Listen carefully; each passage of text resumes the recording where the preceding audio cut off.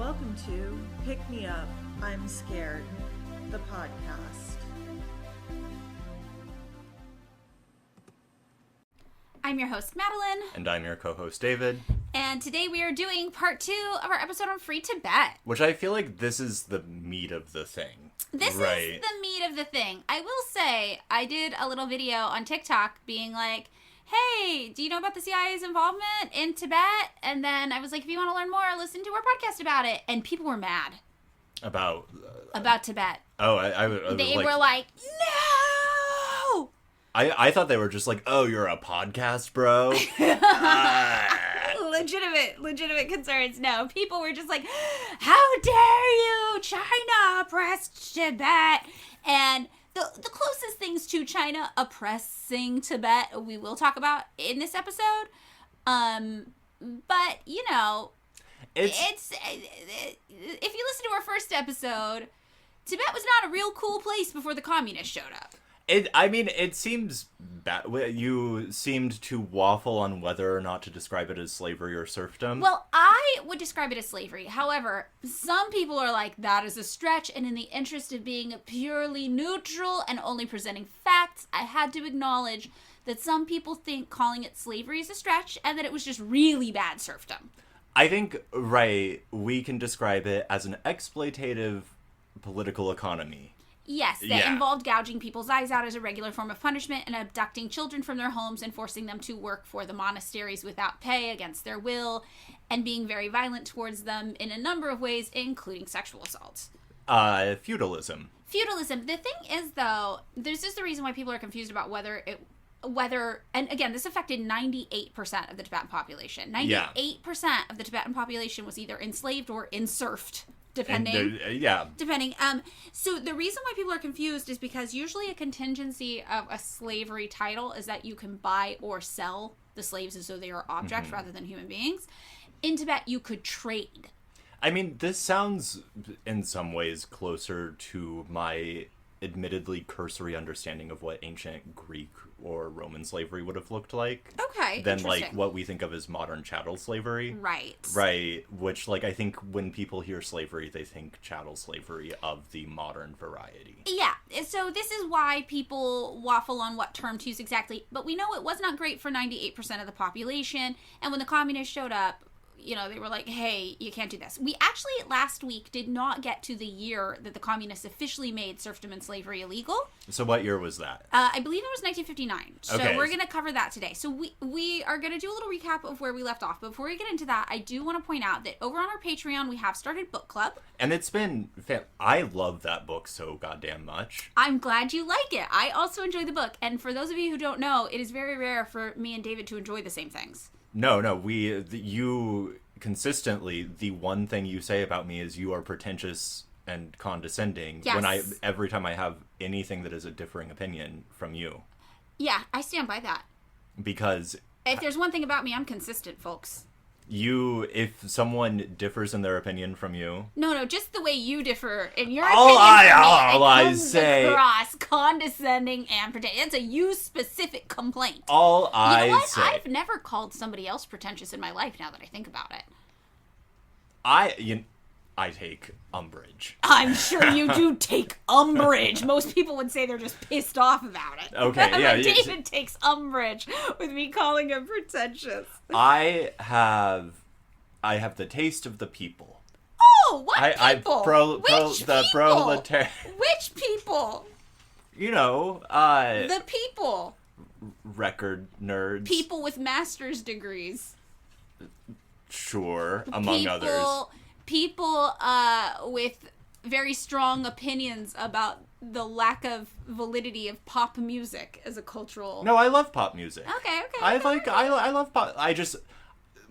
The current crop of pop stuff... Uh-huh. I don't think it's for me. Okay. Right? It's, you know...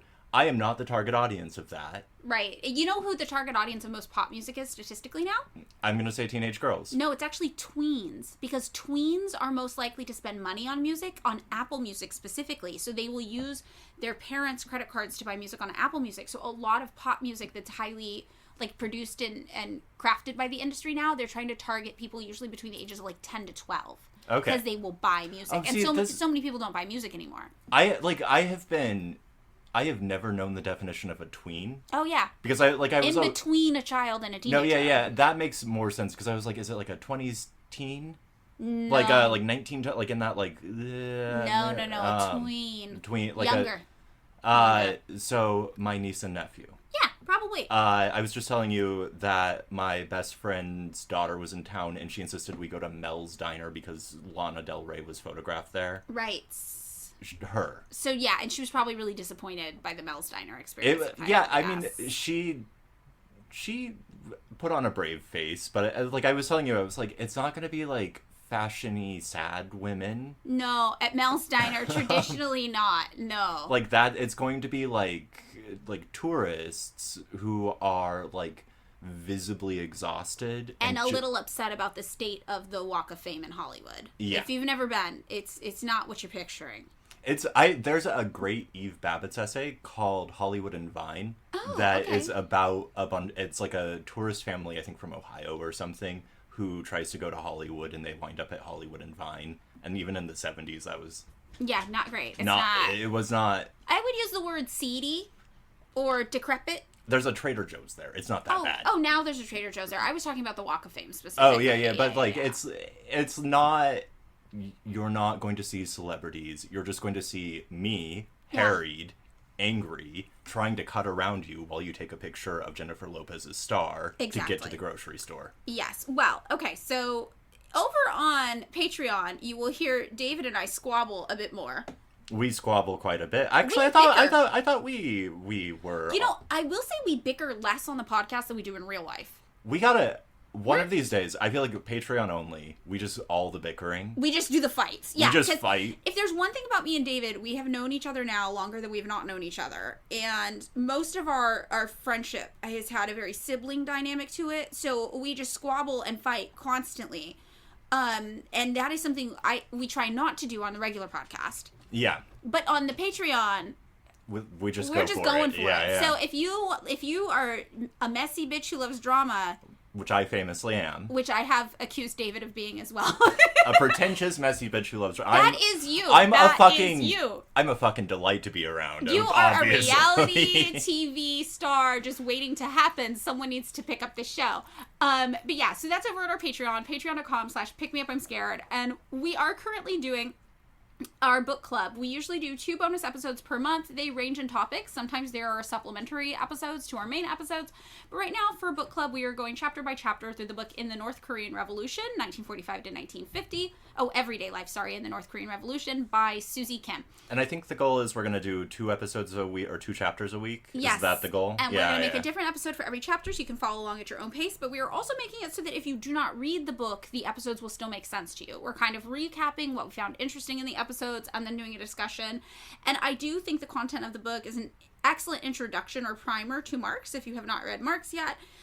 There's a lot of really interesting stuff she talks about in here, and it's probably perspective on Korean history that, if you're American especially, you've not been much exposed to. And I will say, if you are familiar with Marx, one of, like, the big points that she makes is that, like, not dealing with North Korea means that you have an incomplete and distorted understanding of the kind of, like, the history of the 20th century in a way that makes your dialectical materialist historical analysis wrong. Yes. So it is a great book. It's got something for everybody, and you can check out our book club on it over at patreon.com/pickmeupimscared. It's $3 a month, and if you don't want to give us $3 a month, we still recommend you buy the book and read the book on your own. It's a great book.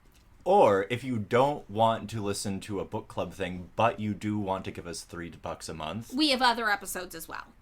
Or you could just give us $3 a month. Or you can just give us $3 a month. I like it. Okay. So do you have anything else you want to add before we get into part 2 of Tibet? I told my it's my mother's birthday. Oh. And I was telling her about the Free Tibet stuff, and she famously loves the Dalai Lama and Thich Nhat Hanh and all this sort of, like, self-helpy type in the last Buddhist episodes, shit. yeah. And she was like, I don't want to hear it. I don't want to hear about that. Okay. So let's get into it. That's what you did for your mother's birthday? Yes, You are a messy bitch that loves drama. On your mother's birthday, you attacked her beloved Dalai Lama? I did. Wow. She asked what I was up to today. Okay. Well, where we left off. In our previous episode, we kind of left off here. China is building infrastructure in Tibet. They're coming down pretty hard on the slavery and serfdom elements of society, but it's not quite fully illegal yet. They just keep telling the Tibetan ruling class that, hey, you cannot enslave 98% of the population. You can't gouge their eyes out every time they do something that you don't like. What's your plan to get rid of this? China is also employing Tibetans who had previously worked as slaves in these new infrastructure programs that they're developing. They're building roads, they're building schools, they're building hospitals, because life expectancy when the communists took over in China, in Tibet, life expectancy was only in the 30s. Literacy rates were less than 10%, I believe. So the communists show up, and I always say the first thing communists do is teach people how to read. So they build schools, they build hospitals, they build roads, and they also start trying to figure out some new agricultural techniques because there have been some food scarcity issues in Tibet. So if you picture Tibet, you picture the Himalayan mountains, right? There's not a lot of agricultural land, and the agricultural land that did exist was mostly owned by the 2% who were like wealthy landowners that were largely associated with the monasteries there because it was a theocracy. So their religion kind of was one in one with the government, but there was also a secular element of the government as well. They kind of worked in tandem, side by side. So there was some nobility that was not affiliated religiously with the monasteries and the Lama system as well. So this is what's going on, and the communists are like, let's get some of these people out of slavery, out of serfdom, and let's get them on publicly funded infrastructure projects we're building throughout Tibet. And, at this point, the Dalai Lama is the theocratic head of Tibet, and he's young. He was 15 when the communists took over, so he was really just starting to come into his own as a leader at that time and start to develop influence. Up until this point, he was still the head of the country, but it was more his cabinet and his team who were making the decisions. So there had been a Lama system in place for 14 generations at this point, and the cabinet historically had always helped in the transitions because the Lamas were chosen as babies and usually brought to like the religious capital of Tibet as young children, so they had to grow and be groomed into their position as a leader. So it had been the cabinet system of the Dalai Lama. And around the time the communists came to power in China, he's around 15, which sounds young to us, but you have to remember life expectancy in Tibet is like 30. Well, so presumably for the ruling class, I got to imagine that it was longer. It's more. But if you're an average person in Tibet and you're looking at your leader and he's 15 years old, he doesn't seem like a child to you. Yeah, he seems like a grown-up to you. And at this point, he's beginning to take more responsibility, I'm assuming? Exactly. Yeah. He's taking more responsibility, and he's trying to figure out how to smooth things over maybe with the communists in China. He's not totally anti-China, but a lot of people in Tibet are more aligned ideologically with the USSR. And remind me the name of the sort of like Chinese counterpart to the Dalai Lama, his frenemy from this previous... is not always a Chinese situation. Mm-hmm. However, one of the earlier iterations of the Dalai Lama, I believe the 5th iteration of the Dalai Lama, had, in order to honor one of his tutors who was getting very elderly, had ordained him the reincarnation of the Buddha, and a new term was created called the Panchen Lama to share power with the Dalai Lama. Not equally, the Dalai Lama is still more powerful, but the Panchen Lama also is a great symbol of power. And this remained as part of the Dalai Lama system and was also chosen at the time of death of the Panchen Lama. A new one was selected. Now, the previous iterations of the Dalai Lama and the Panchen Lama, because remember, they're reincarnated, they're selected again as babies, the new incarnation. So technically it's the same person throughout every generation. The Dalai Lama is supposed to be the same guy, just getting reincarnated. So in one iteration of this, the Panchen Lama and the Dalai Lama feuded famously. Yeah. And the Panchen Lama left and went to go live in China.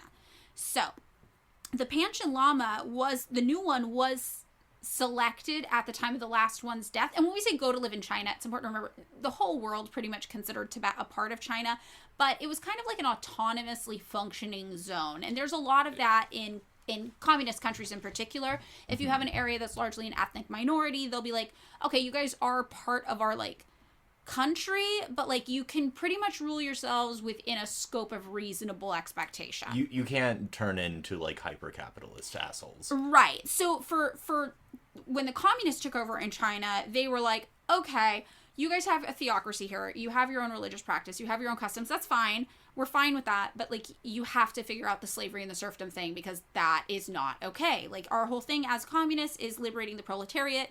You guys have always been considered by every country around the globe a part of China. You can't be a liability to us and just be enslaving 98% of the population. It looks bad for us. Yeah. It's bad for you guys. It's bad for everybody. So that's the thing we can't stand. So this is where we really start to see the source of the contention between the ruling class in Tibet, who are largely linked to the Dalai Lama and the monasteries, and the communists over in the rest of China, who are trying to figure out what exactly to do with Tibet. And I think last time we ended around the CIA approaching the Dalai Lama's brother. And saying, hey, your brother, the Dalai Lama, is in kind of a pickle over there. Why doesn't he just come work for us? We'll get him out of the country and we'll allow him to help build a free Tibet movement outside of Tibet, which will benefit us, the United States, because it'll make China look like they're imperialists. We'll twist the narrative to be like, Tibet has always been an independent country, even though just a few years back, when China had a nationalist government instead of a communist one, the United States said almost verbatim, like, oh, we've never thought there was a chance Tibet wasn't China. We all know Tibet's China. And every other country in the world is like, yes, Tibet is China. So the CIA approaches the Dalai Lama's brother and says, well, what if we start to twist the narrative and we use the Dalai Lama from a safe place outside of Tibet to say, no, Tibet is its own place, not part of China, and that will help us undermine the communists because it will make them look like hypocrites because their whole thing is being anti-imperial. So if we can paint them as being imperialists, then they lose all their credibility. Which, like, this is over on the Patreon. I was like, oh, like talking about the CIA can sometimes feel a little bit like talking about the Pinkertons and not like the people who hire the Pinkertons. Right. And this feels like, right, like the CIA is off on its own trip, right? Like they're not. I mean, they are off on their own trip, and they do end up at various times throughout history in allegiance with like other political powers and at odds with other political powers, all within the U.S. Yeah, I mean, it's like there are points where it seems like the CIA is like at odds with the State Department, right? Like where they're like, sometimes they're working together and sometimes they're fighting. Yeah. And famously, though, fighting with the CIA does not usually end well for people. No, you sometimes get. Look, I don't know what happened, but sometimes you get 2 bullet holes in your head. Gary Webb. Yeah. Sometimes you end up falling or jumping out of a San Francisco hotel room window. Or being pushed. Or being pushed. Who knows? Yeah. So, this is all bringing us to 1953. So, in 1953, we've got the Chinese communists there trying to build infrastructure, trying to tell the people of Tibet, like, look, we don't want to mess with what you have going on. And again, you don't have to necessarily believe this is because Chinese communists are the kindest, most benevolent people on the planet. It doesn't matter what you believe. The main takeaway is that it does not logistically make sense for them to show up in Tibet and start changing everything about their culture because they will make every Tibetan person an enemy of the country. So they're playing it smart, whether you think they're good or bad. I also, like, this is something that I remind people when we talk about, like, the Soviet Union or whatever, right? China had just been through a period of, like, massacres and, like, occupation and a civil war. Yes. I, like, just, like, logistically being like, you know what we should do? Start a bunch of weird regional conflicts. Yeah, no, like, it's not in their best interest. So, even if you hate China, you are so anti-China pilled, you're like, oh, China's so bad, you have to acknowledge that in no way is China trying to show up in Tibet and just, like, take over shop. They don't have the resources for it. They don't have the manpower for it. They don't have the desire to do it. Instead, what you're trying to do is work with locals and say some things here have to change, but we're going to change as little as possible. And the things we do change, we're going to work with you and go slowly over time. And what they really, really want is for the Dalai Lama to be on their side, because they know the majority of people in Tibet, even enslaved, even if they're serfs, we know that they love and trust the Dalai Lama because people love their religion. Yeah. So this is where we are. So 1953, these infrastructure projects are going off. And we can really early on see examples of how they're not necessarily dictatorial in nature. Like, we have this one CIA document from July 31st, 1953, that actually talks about how the Chinese communists were like, we should build an airfield at Lhasa, which is the kind of religious center of Tibet, where the Dalai Lama is, you know. And the Dalai Lama is like, no, don't do that. And so they stopped immediately. They're like, okay, the Dalai Lama doesn't want to, we're not going to do it. So we do know that they are really working with the demands of the Dalai Lama. They are still trying to preserve that kind of autonomous theocracy in Tibet that people like. And they're not just coming in and steamrolling over everything. So the following year, 1954, something interesting happens. The Sino-Indian Agreement on Tibet is signed in the month of April. And to sign this and to craft this, they use the 5 pillars of international cooperation, which are pretty common in treaties, as the basis of the document. And those 5 pillars are mutual respect for territorial integrity and sovereignty, mutual non-aggression, mutual non-interference in internal affairs, equality and mutual benefit, and peaceful coexistence. Now, forgive me, Madeline, was Nehru in power by this point?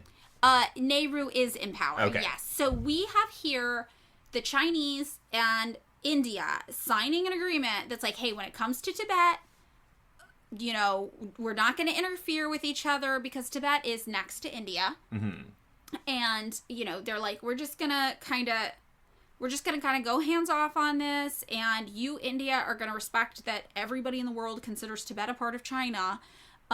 You know, it is worth noting, though, that some Tibetans were already a little skeptical of the communists because they had bad experiences with the Chinese leadership that wasn't communist in the past. They had bad experiences with the nationalist government that came before the communists, so they were a little skeptical. And a lot of the ruling class in Tibet was trying to stoke those fears, the flames of those fears within the people by being like, you should be afraid of the communists. They want to change everything about your whole life. Oh my God, that's so scary. They want you not to be enslaved by us and work for us anymore. You should fear them. They're evil. I mean, it sounds like last week you were talking about how they were building roads because they were like having like mass rice shortages because it was hard to get rice in. Yeah. And I just like on a practical level, if you're like Tibetan and you're like, wow, I'm really hungry. And because of the geographic situation in which I live, it is difficult for me to get food. Right.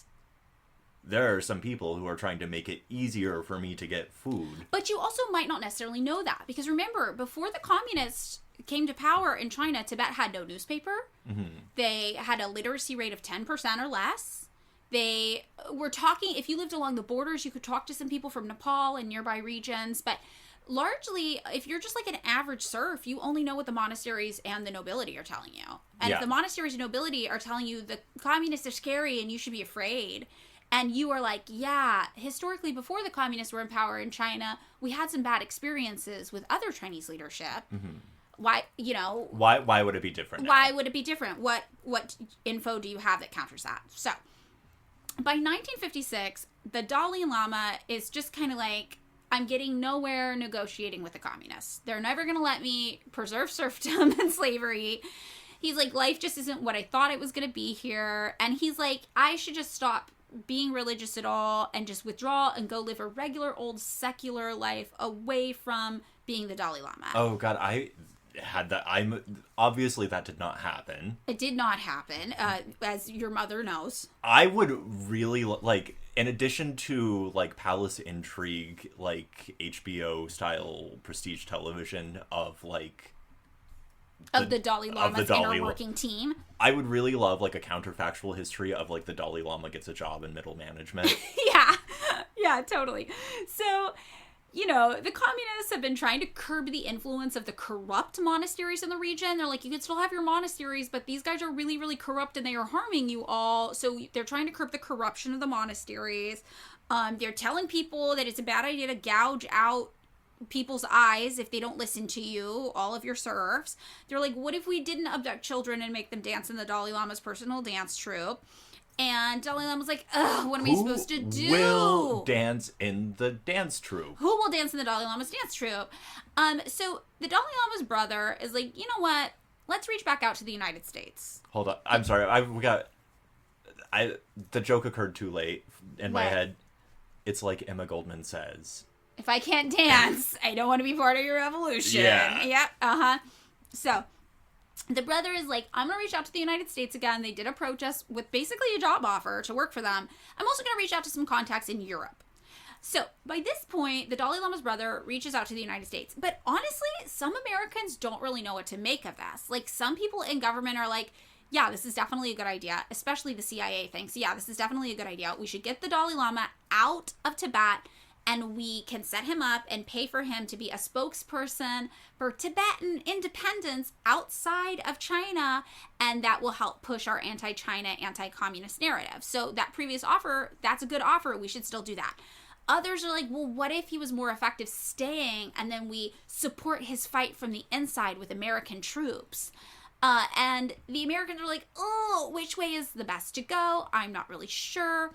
And Chairman Mao and the communists in China obviously were the enemies of the United States, right?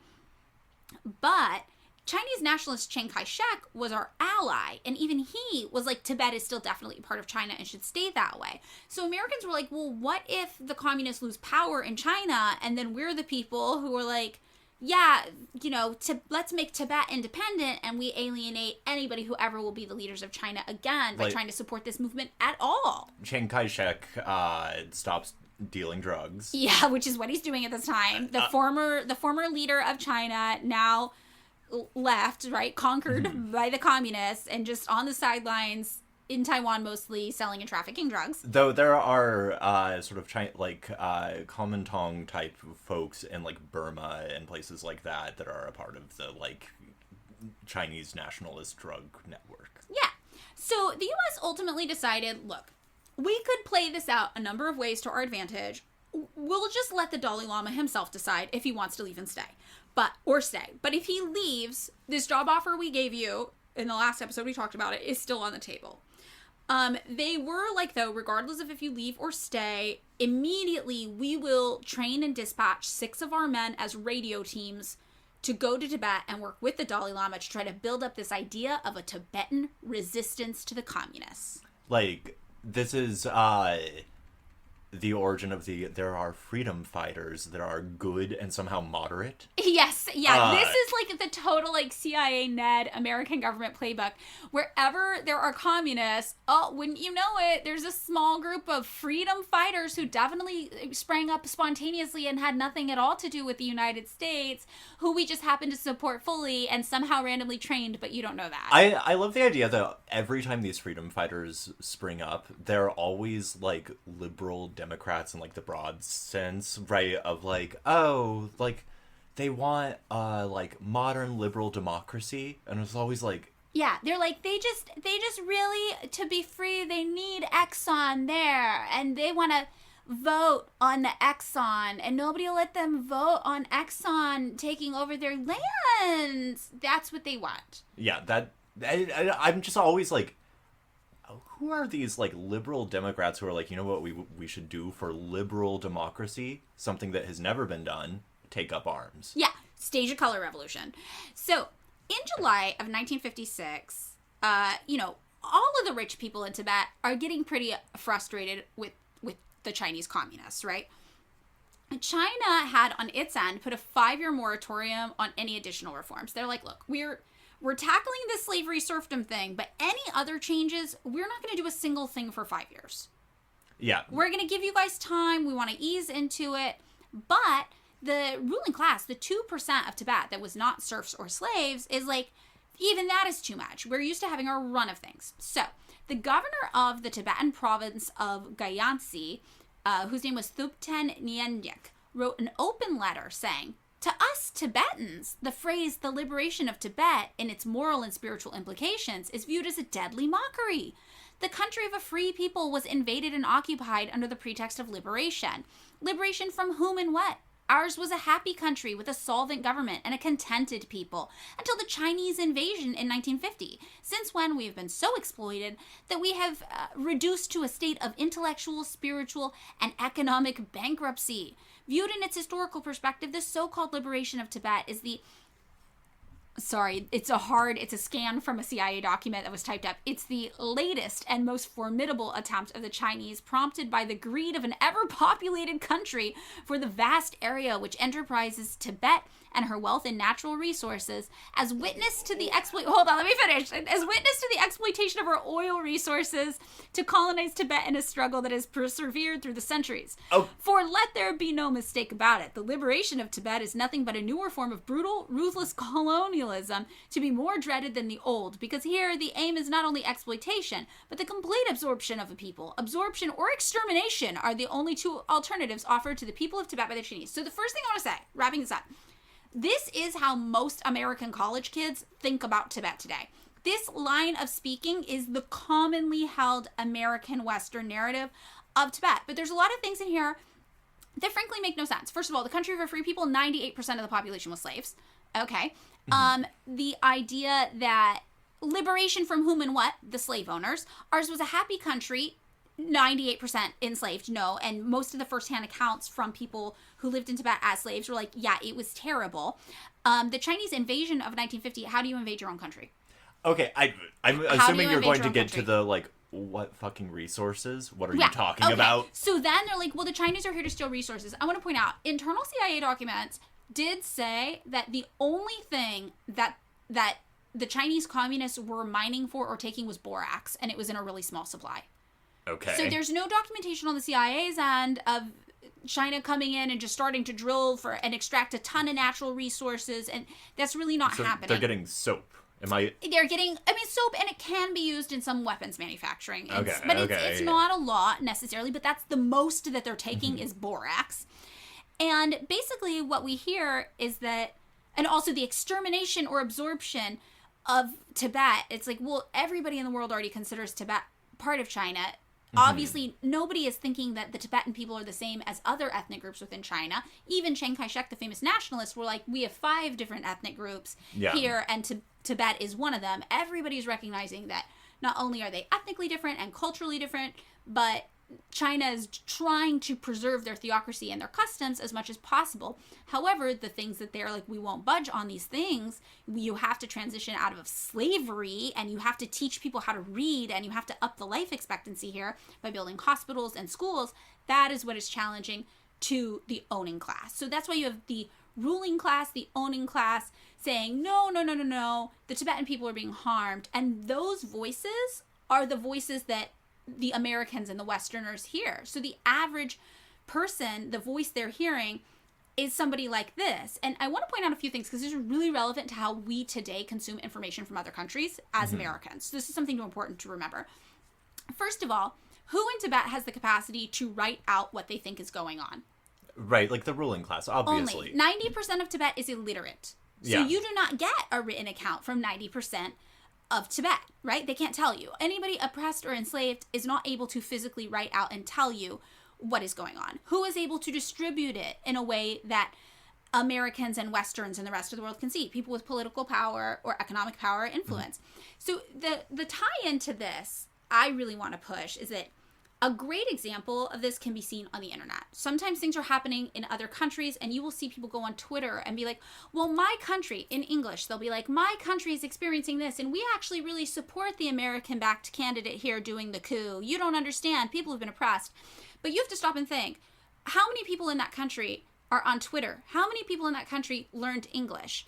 And sometimes these things are very accessible for a wide range of people, but very often they're not. Very often the only people who know English and are able to speak on Twitter are people who have some sort of, like education or social class or accessibility that the majority of the country does not have. And there are people, obviously, from more oppressed backgrounds who are able to successfully use the internet to tell their stories. And Palestinian resistance is a great example of this. But very, very often the videos you see of what's happening in Palestine, people are not speaking English. Some people are, like doctors in Palestine, and you know that they're educated and they're like, we're speaking English because we're trying to reach the Western world and tell you what's going on. But even they acknowledge they're speaking English for a Western benefit. Yeah. So when you see these documents come forward in English, right, by people in positions of power, you have to try to figure out do they represent the people? Who do they represent? And very often this happens on the internet as well. So this is why I say, especially if you're like a white Western person, sometimes we try to use identity politics as a substitution for doing our research, and we forget that like that's lazy thinking, because there are people in every location, in every ethnicity, in every marginalized corner of identity that have really bad politics and are in proximity to power and want to keep it that way. So for example, like if you're like, well, listen to queer people, that's a great example. Not every queer person has the same politics. Some queer people are Republicans. Some queer people are Zionists. You know, like you have this whole range of people that encompass these things. So when people say like, well, what did Tibetans want? It's like, well, largely the only Tibetans that were able to tell people what they wanted in the Western world were people with a lot of power. No, I mean, you're reminding me, I guess it was a few months ago, of the, like, sort of, like, stand-up comedy sketches that appeared on Israeli TV, where it was, like, blue-haired, queer-type college kids being like, I want to go to Palestine and be Hamas, or whatever, and then, like, the Hamas guy is like, oh, you gay college student, I'm going to murder you. Right. Right, where there's this, like, tendency to paint anyone who is not on the side of a kind of like liberal democratic capitalist hegemony centered around the West as backwards and reactionary. Right. Is that... Yeah, totally. Yeah. I just think that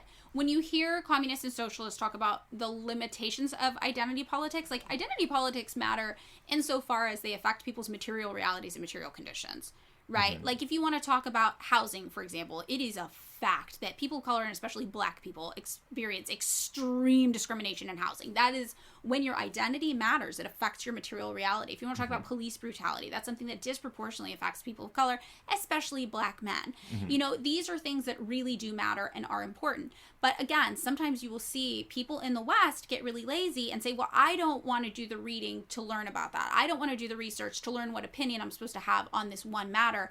I'm just going to trust the people from this place to tell me what's going on without applying any sort of common sense filter to, well, if you think about that place where this complicated thing is happening, like say, for example, to the Tibet and the Chinese communist situation was happening today, you need to think, well, whose voices there are making it through the filter where you're even hearing them? Yeah, it reminds me a lot of the sort of like Frantz Fanon, Wretched of the Earth, Black Skin, White Masks thing of like, just because a person is a part of a colonial thing does not mean that they aren't going to take up the structures of colonialism in a post-colonial setting. And we see that happened in Japan. Yeah. They were colonized and they were like, oh, that was bad. How do we become that instead? And so it's sort of like, it's one of those things where it's like, you can't just be like, I support, and you have to support liberation through and through. Yes. That seems to be the takeaway. Exactly. So it's like, if you just think like, well, what do the Tibetans want? And then you read this, you're like, oh, the Tibetan people are saying that they're being oppressed by the Chinese and they're not part of the Chinese. And they were so happy. And you're like, well, no.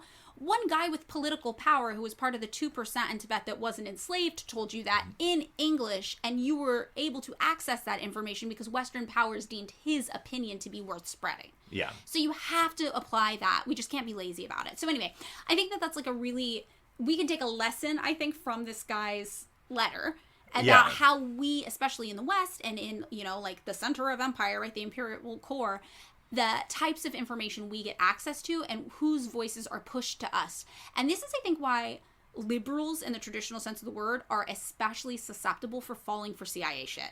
Because they're like, I want to be on the side of the oppressed. But if the oppressed are opposing capitalism and you aren't opposing capitalism, you're never going to be on their side because their side is actually the side of liberation. No, I mean, this is right. Every goddamn time the U.S. gears up for like a military intervention, the thing that happens before it is the people there are so oppressed. Exactly. Right. And like as you were talking, I was thinking about like the ways in which the U.S. military was going to like liberate Afghan women. Yes, I remember this in the early 2000s. We were told this, yes. Or, which, like, right, like, Harper's did a story a couple of years ago, like, right before the sort of, like, our American military withdrawal, in which, like, a lot of Afghan women were like, this was fucked. We're worse off now because we're just, like, under the control of, like, a different fucking warlord. Right. That, like, allied with the Americans. Right. But it's also what we were told ahead of Libya. Right, and we know how that fucking worked. Right. So it's I get you. So this is, I think, an important thing for us to just think about, okay? And again, this is my thing where I'm like, we can't be lazy in the West. You can't just be like, well, I don't want to learn about it, so I'm just going to trust the first person who pops up on my Twitter timeline who happens to be from whatever marginalized identity, and I'm going to just say that's everyone's opinion. When it's like, well, imagine that you were like, I want to know what Black people in the United States are experiencing, and the first person who popped up on your Twitter timeline was Condoleezza Rice. Or Mark Robinson. Mark Robinson? The North Carolina guy. Oh, I don't know about this guy. Oh, what's up with him? shit. That's scary. Oh my god. This is the guy who, okay, I might be getting some facts wrong here, Okay. but this is from memory. He is a North Carolina Senate candidate. Maybe he has withdrawn by now. He is Black. He was for years, and it was recently discovered, and someone did an expose on it, posting on porn forums, I am a Black Nazi, I'm a Black Nazi, here's my weird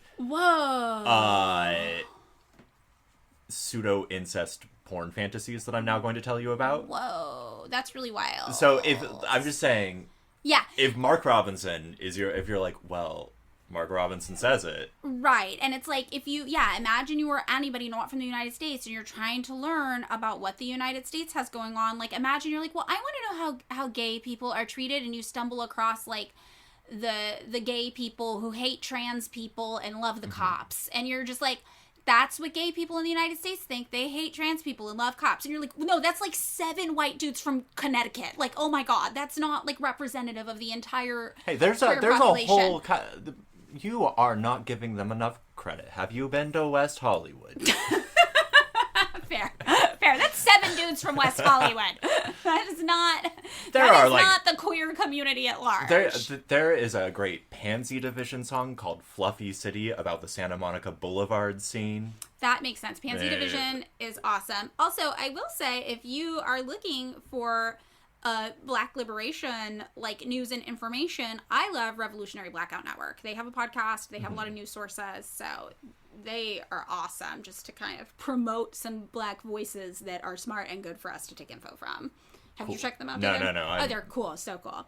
Okay, so this is what the ruling class of Tibet is saying publicly to the world as early as, 1956. By 1957, we've got some money issues that are really starting to take hold in Tibet. So China by this point was attempting some nominal land reform against the ruling class in Tibet. They were like, okay, rich ruling class who owns all the land and has enslaved all these people and made serfs, we're actually going to do some agricultural co-ops here. We're going to take some of this land away from you. Also, you guys are dealing with food scarcity. It's not working great already. We've got some people, some Chinese communists have come in and tried to experiment with what food can be grown here as well. We're going to make these agricultural co-ops now. This would obviously harm all the rich monks in the area. Because remember, despite them being like monks and like what you think of as, people with like good priorities and good values who aren't just pointlessly accumulating, this was not the nature of how the theocracy functioned in Tibet. The monks were extremely wealthy and they were enslaving 98% of the population as well. So the monks had already taken a few hits financially since the communists came to power. There was some tax reform, and their weapons were confiscated because they had previously used like a huge collection of arms and weapons to brutally oppress the serfs working their lands. Yeah, I mean, who were generating all the money for them. This is something, right? It is occurring to me as you talk that like there must have been some kind, right? You can't you can't oppress 98% of the population without some sort of, let's call it military, corporal type enforcement. Yes, and we know that torture was rampant in Tibet. We know that people who traveled through Tibet were like, oh shit, like I've traveled a lot, but you guys really love torture. There was a lot of violence used to enforce and maintain this system of slavery. So, the rich monks are like, God, you already did tax reforms, you already started confiscating our weapons, so we couldn't just like beat the shit out of and kill anybody who doesn't listen to us. And now you want to do agricultural co-ops? Like, you want to take all of our serfs away from us. This is bad. So the monks in the former ruling class in Tibet attempted to kind of like fearmonger about China to the rest of the people and turn all of the Tibetans against them. And this was actually pretty effective because you have to remember the religion was at play here. Mm-hmm. This is a theocracy. So your monk is telling you, the monks are telling you, hey, these people are evil and they want to hurt you. That's the person you go to for the word of God. Right. Okay. So this is in addition to the like torture and military stuff. Like these people are also like icons of your religious faith. Yes, exactly. So in 1957, this works and some protests start popping up around Tibet. And uprisings grow, and the monks are really fighting with China, and China ends up bombing 2 monasteries in the course of these battles. And that does not go well. Yeah, I mean, as like a sort of tactical PR thing, that seems bad move. That seems you don't want to bomb the monasteries. Don't do that. Right, but what else are you gonna do? It's like the monasteries are holding full of weapons and guns and stuff. No, I mean, like, at a certain point, it seems like, I guess, like, you gotta take the hit. You gotta take... Yeah, but it doesn't go well. Yeah, It's not great. So, 1958, everybody is kind of on edge, right? The Tibetans are really suspicious of the communists in China. The communists have bombed 2 monasteries, which does not look great. And then... the people in Tibet hear that in the rest of China, they've done some communalization efforts. So were there casualties, do you know, from the bombing of the monasteries? Well, there were casualties in the clashes in general because the protests were violent and they were, it's not like these were totally peaceful demonstrations 100% of the time and then everyone went home afterwards. It wasn't Occupy Tibet. It was not Occupy Tibet. No. There were clashes. They were violent clashes. Remember, the monks are armed. So when they get everybody together and they're like, our enemies are the commies, take some guns, go fight them. You know what I mean? Yeah. It's not exactly it's an armed resistance. There's an armed resistance. Yes. Yeah. So, remember in the first episode, we talked about how there were different regions of Tibet. And this is important because Tibet, the regions were kind of run differently. Some were kind of remote. Some had their own government structure in place that was a little different than the others. And one of the more important regions to talk about is the Kham region. And in the Kham region, we had the Khampa people. And they were the ones that really began to protest hard. So these protests were usually coordinated by monastic leaders whose authority the Chinese were really undermining and threatening, the commies. So these people in the monasteries were like, we're going to coordinate some protests to fight back against the communists who are coming to take our land from us and our serfs from us. So leaders of these various districts in Kham met and came up with a plan to have like kind of this ceremony that was like in honor of the Dalai Lama. They were going to present him with a golden throne. And they were like at the same ceremony where we were like, hey, guess what? We love the Dalai Lama. We don't want the communists to take away his power. We want him to have more power. We actually have a golden throne for him. Like sit on it, do whatever you want. We're also going to take all of our little armies and volunteer troops and we are going to organize them into one army in Kham called the Chusi Gangdrung, which means 4 rivers and 6 ranges. And that's kind of where all of the fighters came from. So on June 16th of 1958, they're like, inauguration ceremony for our new army, 4 rivers, 6 ranges, and reaffirming our love and support of the Dalai Lama. And they've got this cavalry parade. They have this huge photo of the Dalai Lama they present. They unveil this new flag for their army that has 2 deity swords with a religious thunderbolt and lotus flowers on the handles set against this background of like yellow, bright yellow, which is the color of Buddhism. And the army ends up getting a headquarters kind of set up, and they have their own secretariat and finance department, and they have a total of roughly 5,000 soldiers volunteering for it. I mean, realistically, they are doing some of the things that you might hear in a sort of like Marxist-Leninist how to do a revolution. Just throwing that out there. Yes, they are. They really are. So 4 of the volunteers were selected to be top commanders, and then they chose 5 more as liaison officers between the army and the community. 5 others were taking care of the supplies and the equipment. 18 were considered field commanders, and a captain was appointed for each group of 10 soldiers that were remaining. And altogether, they were able to put together 37 units, and they had a code of conduct, and they were like, nobody's allowed to steal things. Nobody's allowed to rape anyone. Nobody's allowed to go in people's houses. Oh, that's nice. Yes, and nobody's allowed to hurt innocent people. So, the Khampa fighters, it's not like they were bad people or evil people, you know? I mean, again, a lot of this is being led by the ruling class, and the ruling class is probably realistically manipulating them quite a bit. I gotta say, on the one hand, it feels... It's something that you have to remind your army, don't rape people. That is something. That is... it's a good rule. But it's a good rule. It's just, it seems like one of those things that would be like... Yeah. That's common sense. Yeah. I mean, also, I will say, the Compa people had their own frustrations with the history of different leadership in China and how that affected Tibet specifically. So, it's not like every single person was manipulated by the ruling class into fighting against the communists. There probably were a few people who were like, I fear what I don't know. I know the slavery situation's not great, but I'd rather take that over this fear of the unknown. Again, I always say this, like, whenever you poll places that had experienced communism, with the exception of like 2 or 3 countries, most people are like, no, it was better than capitalism that followed. But it's never 100%. So there were always some people who were like, no, the communism's not working for me, because you can't please everyone all the time. So it's realistic to assume, just like we said, you can't look at any marginalized community and be like, the first voice I hear represents all people. No, nobody is monolith. People have different opinions. So I'm sure there were some people who were super manipulated by the ruling class and their religion and their faith. And I'm sure there were some people just, they were like, the communism thing's not for me. I'll go back to my simple life of serfdom. And this, I mean, I know a oddly large number of Latvians. Their resentments about the Soviet Union seem continuous with earlier resentments about, like, Imperial Russia. Right. And so this feels like a similar thing of, like, we had our own separate fucking thing going. These other people were like, we're getting involved. What the fuck is that? Right. And again, the communists just came to power in China, so they were dealing with other Chinese power structures that maybe treated them differently, that they didn't like. So obviously, who looks at the Compa fighters and is like, we can work with this? Yeah. The CIA.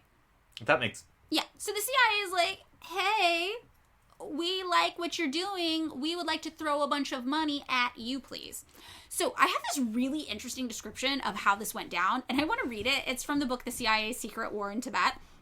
And I think it's just really interesting because remember how we talked about how people in Tibet like had no education, were largely illiterate, and they weren't treated well? Is this the one you were talking about on Patreon yesterday? On our Patreon, I referenced this, but it's like, now imagine you're the CIA and you're like, I want to recruit these people to work for us. So this is kind of a description of what happened when the CIA came to recruited some of the Compa troops, put them in a plane, and then we're like, we're going to take you for training, babe. So here's the quotes. It's a bit long, sorry, but I think it's really good. After a brief refueling stop in Bangkok, the Compas were again aloft and heading over the South China Sea. Curving north, they arrived at Kadena and were taken to the small CIA compound on the airbase for a 3-day physical examination. Doctors found them to have well-developed chests and musculature, no surprise given their daily active lifestyles at a high altitude. Notable was their low, even pulse rates. A brief aptitude test showed that although none spoke any English, they exhibited good native intelligence. Being merchants, noted one CIA case officer, most had a certain sophistication stemming from their contact across the region. So I think that's important. So being merchants. They are the bourgeoisie. So they are the bourgeoisie. So the army, we are learning from this, is mostly the ruling class as well. Yeah. So continuing. While still on Okinawa, the group was met by the Dalai Lama's brother, Norbu, who joined them on the C-118 as they took to the air and veered southeast. 4 hours later, they descended toward a teardrop-shaped island in the middle of the Western Pacific. Though the Tibetans were never told the location, some would later speculate it was Guam, they had actually arrived at the U.S. Trust territory of Saipan. The 6 recruits were to act as the CIA's eyes and ears back inside Tibet, John Reagan explained to the resident instructor. This necessitated that they absorb not only communications and reporting skills, but also a general knowledge of guerrilla warfare techniques, as well as a limited understanding of tradecraft. Although such a broad curriculum would normally require a full year, Saipan Station was told to ready the subjects in a quarter of that time. Under such strict time constraints, 3 different CIA training teams were assembled to begin instruction. The first team offered the Compas an extremely rudimentary course on classic espionage tactics. The second started coaching them in Morse communications and the use of RS-1 shortwave radio and its handcrank generator. The final team initiated a primer on guerrilla warfare and paramilitary operations. Very quickly, problems became apparent. Having had almost no schooling, the Khampas had trouble with such essential concepts as the 24-hour clock. They also had difficulty quantifying distances and numbers. Precise reporting would be vital once they were back in the field, emphasized one agency officer, but too soon they tended to use vague descriptions such as many or some. To overcome some of these challenges, the CIA instructors had to rely on visual demonstrations. "We had to physically show them," said one trainer, "not simply use a classroom." To clarify the construction of ground signals for an aerial resupply, for example, scaffolding was assembled atop the island's northern cliffs. Below, fire pots were arranged on the beach so Tibetans could visualize how they would appear from the air. Communications training proved even more difficult. The main stumbling block, Khampas traditionally received little formal language instruction. The 6 students who were barely able to read or write could hardly be expected to transmit coherent radio messages. Not realizing the seriousness of this critical deficiency until nearly halfway through the training cycle, the CIA instructors scrambled to find someone who could teach basic Tibetan grammar. Norbu, who was acting as primary interpreter for the other coursework, could not be spared for double duty. Neither could Jensen, who in any event was weak in language skills. So what we're learning here is that we've got some people from the bourgeoisie, they're merchants, but they're still not part of the 10% of the ruling class that learned how to read. So, you know, you have these people who are able to do merchant stuff, but like, even they aren't educated, and what we learned probably is that the people who learned to read happen to be in monastery work and didn't necessarily even overlap with the 2% of the landowners. I see. So this is like a really interesting, fascinating intersection of the types of people who are fighting this war. So they are people who are not super educated, but are still benefiting from the current system. This is like your petite bourgeoisie who sides with capital, basically. I mean, it also just sounds like that seems like everywhere, right? Yeah. Like that's the people who end up fighting the war in like these situations do benefit, like they're fighting for a reason. It benefits them, but they are probably not the actual power structure. Exactly, because the actual power structure, like we see in the United States, sends their kids outside of the country during wartime. Yeah. So, fascinating. Or and they again, get bone spurs. It's like, the Dalai Lama's brother's not fighting in the war, but he's showing up saying, "Good job fighting in the war, everybody." He's there for morale. Yeah. Right. So, I think that this is super fascinating, whatever. And this gets us to the year that everything kind of happens. 1959. Sounds like a great year. Okay, so, March 10th, 1959, something we now call the Tibetan Uprising happens. Fueled by this fear that the Chinese might kidnap the Dalai Lama, which was not founded in any intelligence, but was probably just a rumor stoked up by the ruling class in Tibet, this kind of revolt occurs in Lhasa. Basically, the Dalai Lama has been invited to attend like a play or a performance of some kind with some Chinese officials, and he's like getting ready to leave to go to this play, and thousands of Tibetans, suspicious of China's intentions, show up, surround the Dalai Lama's palace, and are like, "You can't leave with them. You can't go to that play. What if they try to kill you? We're going to take you into protective custody." And again, China, all their documents are like, "We were not going to kill him. We needed him. We know that everybody in Tibet loves the Dalai Lama. Why would we hurt him? That doesn't even make sense. Like, no, we're not going to do that." Yeah. Still, organizers knock out a Chinese outpost that was manned by 80 people. But again, as we mentioned before, the soldiers that the Chinese communists had placed in Tibet were not armed because their goal was not to oppress and take over everybody. So these were 80 relatively unarmed soldiers. So this wasn't even hard. They weren't there expecting to do military maneuvers in the region. So when thousands of people show up and are like, "We're taking over," they're just like, "Well, I guess you are. Like, we can't fight with you. We're not here to fight with you." So then they plaster the city with signs declaring Independent Kingdom of Tibet. So we can tell they've got some real CIA influence going on here. So they have gone into full revolution. They've gone into full color revolution, maybe, you know, whatever. So the next day, March 11th, the Dalai Lama is like, maybe the Sino-Tibetan Agreement of 1951 was a bad idea. Maybe basically saying, like, you know, maybe everything we agreed to, I shouldn't have agreed to. Maybe, I don't know.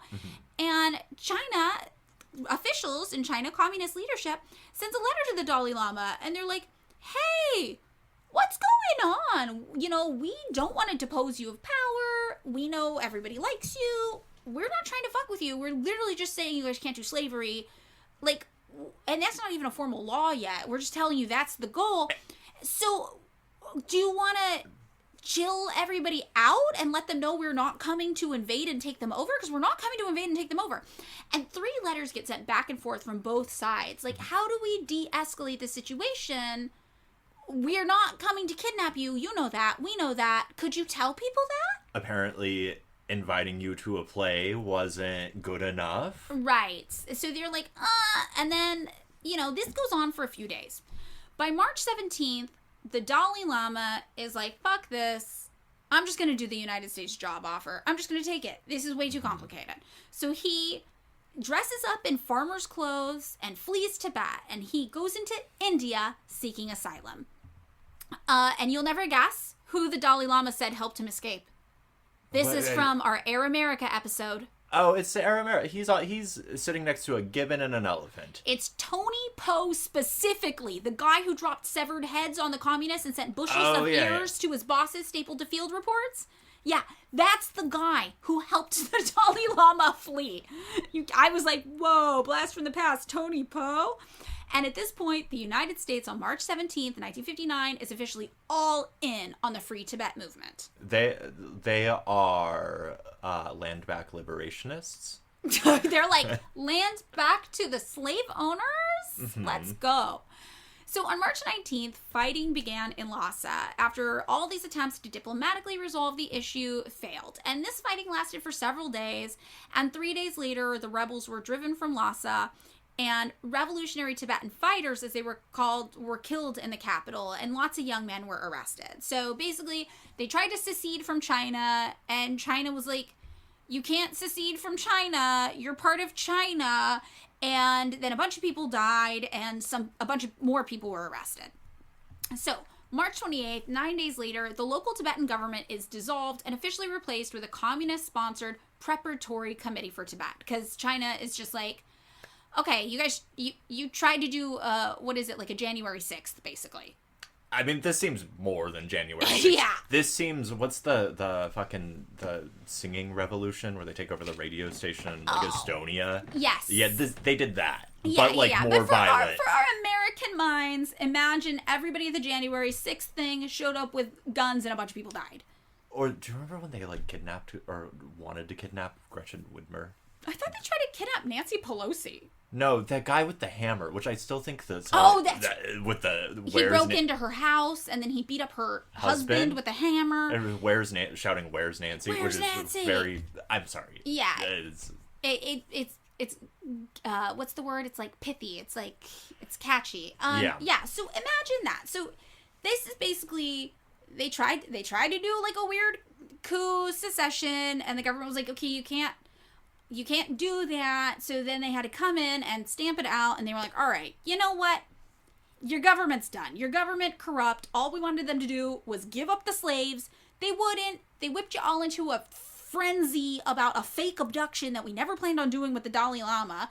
You drove the Dalai Lama out of the country. We don't even know how that happened. Every time we talked to him, shit seemed chill. So we gotta come in with the big guns here and just shut this down right now. So after this happened, remember, since 1951, the Chinese policy had been to work through local institutions and government bodies. But now that they try to do a full revolution, this was no longer feasible. So they're like, we want to have this preparatory committee. We want the Dalai Lama to come back. Come back, Dalai Lama. We're still not going to totally let go of your autonomy as a region, but just the people who were there, who were in charge of all the monasteries really fighting to do the slavery, we don't like those guys. So they're like, you know who we're going to put in charge of this preparatory committee? The Panchen Lama. The Panchen Lama. Yeah. Also, though, at this time, the Chinese Communist military presence in Tibet increased to 61,000, which was a lot. I mean, that's a lot. That's a lot. There wasn't really population. A military presence there before. Yeah. Remember, the population of Tibet, at the last CIA document we looked at together, was around 2 million. So they're like, we got to put some more troops there because what the fuck's going on? But still, their goal was to get the Dalai Lama back, have the Panchen Lama go in, and just smooth things over diplomatically. So the following month, April rolls around. And on April 4th, Joseph Alsop publishes an article in the Evening Bulletin in Philadelphia. And Joseph Alsop, for those of you who don't know, was a famous journalist in the United States. He openly admitted he was on the CIA payroll. He said it was a great honor to collaborate with the CIA and be an asset for them. And everybody pretty much knows now that he just spread whatever CIA opinions to the public the CIA wanted. So his articles, weirdly, are a great insight into the American government kind of agenda at the time. Like, he was doing, like, the bullet. Like, this was, like, when you hear about, like, what the Soviets do with, like, Pravda or whatever, this Joseph Alsop was, like, the American Pravda. Yes, exactly. So, he writes an article called Now, A Free Tibet. And he says there are two principal gauges by which Westerners can measure the importance of the news that Tibet's Dalai Lama, spiritual and temporal ruler of the mountain theocracy, has escaped to the free soil of India. One is the extent of the frenzied efforts Communist China made to prevent his escape from its control. Whole armies were deployed. Paratroopers dropped in the mountain passes to block his flight. These efforts failed. The second gauge is the vociferous concern for his safety shown in the Indian parliament, a concern out of all proportion to the number of Buddhists in India who would be normally worried over his fate. About 1 Indian in 1600 is a Buddhist. Prime Minister Nehru's decision to provide sanctuary on Indian soil to the Dalai Lama was obviously a hard one, since it was certain to bring down upon his head the wrath of the Chinese whom he has sought to placate. The motives behind it are difficult for Westerners to assess, and Mr. Nehru himself may not be altogether clear about them. A genuine concern for religious freedom is undoubtedly one of them. Again, the Chinese never try to threaten their religious freedom whatsoever. The communists were just like, keep doing your theocracy, we're just taking away slavery. Though, I mean, I will say, right, if granting theocracy, right, it seems like it is an internal part of, like, a theocratic thing that the political economy is a part of the religion. That's true. If the political economy is, we do serfdoms, like, we do oppression, we do feudalism. So maybe they were trying to come in that sense. That's a very generous understanding. In that, I mean, I think that's actually, like, a realistic sense, where it's just like, well, if you don't have religious freedom to do slavery, you're gonna listen, religions change over time. Yes. You're gonna have to change with the times, man. Yeah, the Mormons used to say that only white people could go to heaven. So they had to drop that. And then they started baptizing Holocaust victims because after they were dead. After they were dead. Yeah. So they, real wild. So, all right. So he says an equally lively concern about communist intentions in this area on India's borders is certainly another. A few days later, April 22nd, H.D. Greiber wrote a letter to CIA Director Alan Dulles saying that the best source of information on his opinions regarding Tibet were expressed by Joseph Alsop in that article. The quote summarizing the article says, U.S. action could force negotiation with the Communist Chinese with India as intermediary, leading to the swap of Chinese withdrawal from Tibet for U.S. recognition of Communist China and Outer Mongolia. Because remember, at this time, we learned this in the last week's episode, nobody is even giving, like, the Chinese communists, like, a seat in the UN. They don't recognize the communists as being in charge of China. They have no representation globally in matters. So, April 25th, internal CIA recaps say that the Chinese communists have engaged in an all-out effort to oust anti-communist rebels from Tibet, and that many Tibetans have been killed in the conflict, and other young men were rounded up and sent away to prison. A few weeks later, it became apparent that many of those who remained were totally fine identifying with China and collaborating. Okay. So this was kind of shocking to the Americans. Many documents within the CIA going back and forth note that Tibetans actually became receptive to China's plans in the region rather quickly once all the people doing the uprisings left. So once they got them out, the Chinese were like, you're building roads and schools and hospitals. We're actually pretty fine with that. This is this feels like the CIA I made reference to the yakety saxness of the CIA sometimes. Yes. And this feels like, oh, wait, we kind of took all the people who liked us out of the place where they were going to fight the...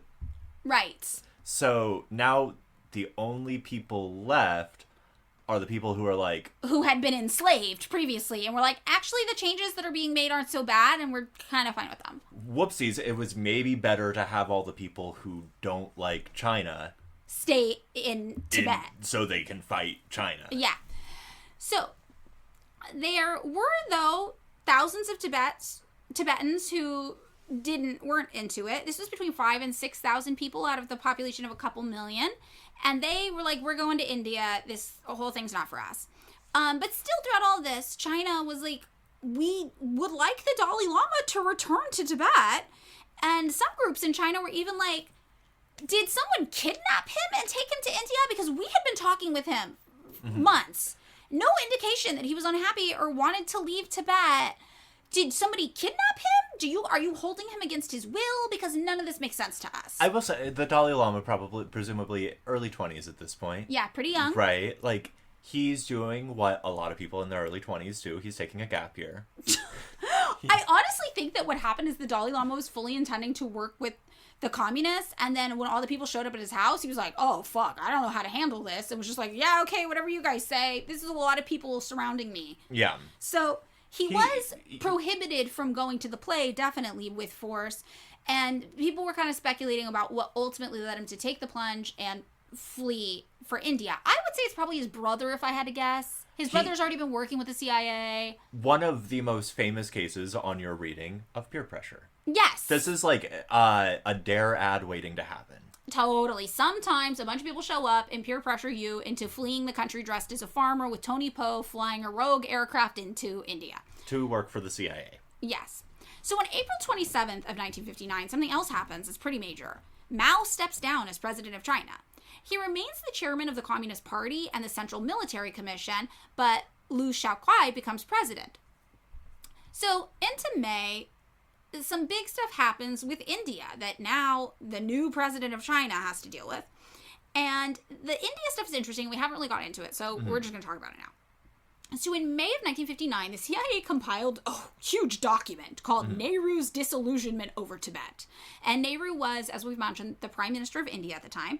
And fun fact for our fashion friends, the Nehru collar is the type of collar that was named after him. And he was like among third worldists after the Bandung Conference, something of an icon, right? Well, yeah, because India was recently liberated from colonial control. It didn't go smoothly. It was not smooth, no. Yeah, so and Nehru himself is an interesting person involved in all this. So basically what the CIA says about it is this. In the years since India became a sovereign state, remember post-colonial rule, and the communists gained control over China, India had some complicated feelings about China. Like early on, they were kind of comradely, just two scrappy large countries fighting imperialism side by side. Then the CIA is like, maybe Nehru got a little jealous because China started developing way faster than India. And then the CIA says maybe Nehru got annoyed. Like, India's right next to Tibet. And now China is like, we got to help develop Tibet. Like, China, the rest of China has been developing rapidly. So we want to come in Tibet and help Tibet develop a little more rapidly too. Remember, they can't even get, like, grain into Tibet because the roads are so bad. So this is the CIA's analysis of Nehru's motivations. Yes, right? Of where Nehru stands based on their communications with him. Put, like, a little asterisk next to that of, like, I don't know, man. Like, the world leader has the basic motivations of, like, a 14-year-old jockeying for homecoming. Right, but we will hear that Nehru does actually grow disillusioned with China. So, when the Dalai Lama left Tibet, he was given safe harbor in India. That is true. But Nehru had officially recognized Tibet as a part of China back in 1951. And Nehru then publicly had to be like, the Dalai Lama entered Indian territory entirely of his own volition. Because remember, China was like, did you guys kidnap our Dalai Lama? And he's like, no. He came here on his own, and at no time did we suggest he should come to India. Which is true. That is all true. The CIA suggested he should go to India, but India was like, we didn't tell him to come here. We didn't help him come here. He showed up here, and that's fine. Anybody can show up here, but we didn't do this. So he's being measured, right? He's trying to keep a steady course, and he's like, I don't want to upset China, but also, I don't want to upset Tibet, you know? I don't want to upset the Dalai Lama. So a few weeks later, 30,000 people gather in China and accuse India of meddling in internal Chinese affairs. They're like, why are you harboring the Dalai Lama? We all want the Dalai Lama to come back. Tibet wants the Dalai Lama to come back. The communists in China want the Dalai Lama to come back. We all want the Dalai Lama to come back. Why are you keeping him there? And this rally included the chairman of the All China Trade Unions Federation, who warned British imperialists and Indian expansionists, that's important, that China's not going to tolerate this kind of aggression. So the Chinese kind of higher ups within the Communist Party are like, is India trying to expand into Tibet? Is that their motivation for this? Are they trying to take Tibet? So this is the sort of like third worldist unity. It's breaking down. It's breaking down, yeah. And he did kind of have a point because under British control, India had expanded into Tibet. I see. So there was a historical precedence for this. But Nehru is like, hey, China, I don't want to expand into Tibet. Please stop bringing me into this situation. But it's worth noting, Nehru's also not exactly staying out of the situation as much as you would think, given how much he protests. Like on April 20th, 1959, in a meeting with Indian cabinet, he argued that Chinese communists were not respecting the internal autonomy of Tibet as an autonomous region. And he's like, obviously they're going to rebel, and then China's going to have no choice but to repress the rebellion with violence. And instead of being like, that's just politics, he's like, because Chinese communists are naturally cruel and brutal. Oh. yeah. It's not great. Yeah. The natural comment, too. You're like, oh, okay, that sounds like a racism, but whatever. And he's like, well, the Dalai Lama would be free to practice religion here in India. We also don't want him being controversial here. He's like this weird, controversial, wishy-washy figure in Tibet. He was not able to diplomatically resolve his own situation. What if he comes to India and isn't able to diplomatically resolve situations here too and fucks us over? So at this point, the Dalai Lama is like, it's like, you guys don't want him, and that's, or like, you guys want him, and that's super fucked up. We don't want him. We don't want him. Like, but you can't have him. Well, okay, so Nehru isn't like, you can't have him. Mm-hmm. Nehru was like, he's here, he's making his own decisions. My hands are off the wheel. No one wants to touch the guy. No one wants to touch the Dalai Lama except for the CIA. Yeah, and the CIA is like, you know what we love? This guy is poisonous to any social, like any political situation in which he is involved. We can use this. He is an agent of chaos. He's a messy bitch who loves drama. He is a messy bitch who loves drama. Yeah. And the CIA is like, so are we. This is great. We can use this. So then Nehru is like, you know what's going to happen next is all these Tibetan refugees are going to follow the Dalai Lama into India, so we got to prepare for that. And he wasn't wrong. When the Dalai Lama went to India, 5,000 to 6,000 people from Tibet went to India. And originally I had been like, oh, well, they were all people who like hated the communists. But it's like, no, some of them were also just religious devotees. Yeah, so I have to imagine, like, I got to, you know, when we said things, the transition to post-colonialism did not go smoothly for India. There was famously a partition in which, like, millions of people died. Yes, and the United States, surprise, surprise, back to the side that did most of the killing. Right, so, like, internally, India's not doing great. And I have to imagine, like, a small religious minority from, like, our neighboring other giant regional fucking power has showed up at our doorstep. And you're like, oh my god. This is fucking we don't want to fucking deal with this. Yes. This is really what's going on in India with Nehru. So Nehru was like, we got to keep the Dalai Lama on a short leash to make things politically easier for us. You can practice your religion, that's fine, but could you shut the fuck up to the press? Could you just stop talking? They're doing the opposite of the, like, South Korean, North Korean, like, tabloid shit. They're just like, don't fucking shut up. Yeah. So, this then upsets the Dalai Lama. Because the Dalai Lama was like, I'm sorry, I'm here accepting a job offer from the U.S. government, and my job is literally to talk about how much I hate China and subvert China at all costs. I can't do my job here if you're not letting me do my job. This is what the American government's paying me to do. And this starts this ongoing conflict between India and the Dalai Lama pretty much instantly. So, like... Yeah. So the Dalai Lama's like, this is not working. So, May 26th, the Dalai Lama writes a letter to the President and Secretary of the United States. This is Eisenhower and Hester.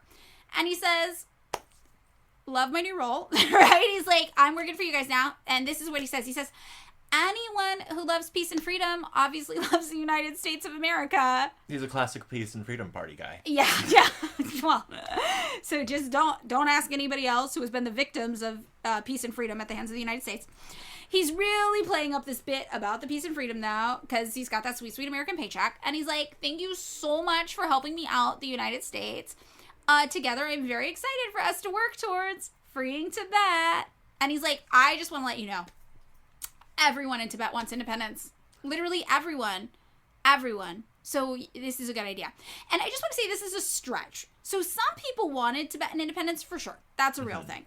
But not everyone. And remember, only 10% of Tibet was pro-United States in any capacity. And it was the richest 10% of Tibet. So your average Tibetan did not want the United States to come save them.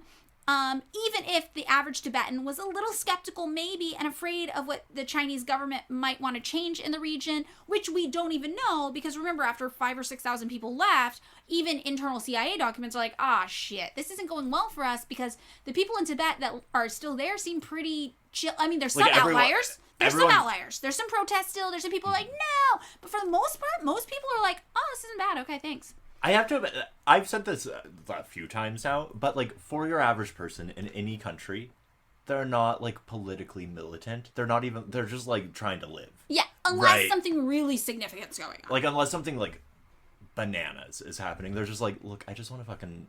Right. I'm not trying to get involved in any of this shit. I'm just trying to, like, do shit and, like, have a family. For the average person in Tibet, they're like, okay, so we got schools and roads and hospitals now. Our literacy rates are going up. Our life expectancy is going up. And I'm not enslaved. And my kid isn't taken from me against my will to go serve in the Dalai Lama's dance troupe. Chill. It's not bad. I'm not that upset about it. So, the United States steps in to do what we do. Right. May of 1959, we're like, we gotta stoke some more anti-Chinese sentiments here, because... Wait, this is all happened. This is 3 months. All 1959. No, but this is like, we're at 3 months. Oh, yeah. No, it's wild. It's wild. So this starts in, March and gets us through May. And so the United States is like, well, now that the Dalai Lama's gone, now that the 5,000 or 6,000 really angry people left, nobody's there to be mad anymore. So we gotta fix this. So, we... exfiltrate more than 20 Tibetans who are sympathetic to American interests, and we bring them to where in the United States to be trained? Colorado. Yes, and the Rocky Mountains, because it's the closest to Tibet we can find. Yes, so in our Air America episodes, we talk about this. Air America brought a bunch of Tibetan religious figures to Colorado, confused the whole airport system, accidentally took over the airport, and we know that they were monks. Yeah. Because of the descriptions from local news about what was happening. So when we are talking about finding 20 Tibetans who were sympathetic to American interests... If I recall correctly, didn't they have to squash, like, a New York Times at, like... Yes, Air America and the CIA tried to squash a New York Times expose about this story. So, remember, though, the people they're finding who are sympathetic are people who are in the monastery system and ostensibly pretty high up, and the monasteries had been the largest landowners and the source of oppression in Tibet. So, again, they find more people from the ruling class and bring them to fight the war. So they bring them to a training camp known as Dumra, or Garden Spot, which operates for the next 5 years, and all in all trains around 300 Tibetans to work with the U.S. government. I gotta say, that's a low fucking payoff. I thought it was a low... I was like, that's not that many people. But they are religious leaders, a lot of them. So they go back and they train. Have some influence. They're like, we're gonna go train other people and spy warfare. Yes. And the United States tells the Dalai Lama, like, look, we can't take you in from India because it's bad for our look. But if you want to go to the UN and try to tell them about this whole cool new idea about Tibetan independence, we'll back you up. Will they take... presumably there's an Air America flight to the UN. I'm confidently, yes. So the next month rolls around, June. And CIA internal briefing notes that Chiang Kai-shek, right, former nationalist leader of China, who stepped down from office in 1949 but still periodically will fight with the Chinese communists from Taiwan with some loyalist supporters, has sent a note to the Dalai Lama's brother that a Tibetan representative should come to Taiwan and sign an agreement that could be the basis for a nationalist recognition of Tibetan independence and a free Tibetan government. Now remember, Chiang Kai-shek previously was like, Tibet is definitely a part of China. But now that the communists are in charge, he's like, what if it was a part of China? Well, I mean, he's like in Taiwan at this point, right? And so he's like, well, I'm kind of like... He's like, I'm flexible on this idea of what is and isn't China. So obviously the goal is to try to separate Tibet from China as much as possible to weaken China politically, rhetorically, and if they have to fight a war to do it, militaristically too, maybe. So since Chiang Kai-shek is at odds with modern-day China since being defeated by Mao, he's like, I could get on board with this. But this is an interesting move because remember, Chiang Kai-shek is a nationalist. Tibet is part of China to him and his followers. So he cannot actually openly be like, Tibet, secede from China without really fucking up his relationship with his remaining supporters. Oh, yeah, because, like, all the other people, you know, would be like, wait... Why are you giving away part of China? Our whole thing is China borders. Mm-hmm. That's our whole thing, Chiang Kai-shek. So he's like, maybe we sign this, like, little document that's, like, the basis for it, but we don't like, you know. So the CIA is like, okay, the formula might be worded to imply independence without stating it directly. And the CIA concludes about all this, the Dalai Lama shares a general Tibetan antipathy towards Chinese and has shown a reluctance to associate himself with the Chinese nationalists.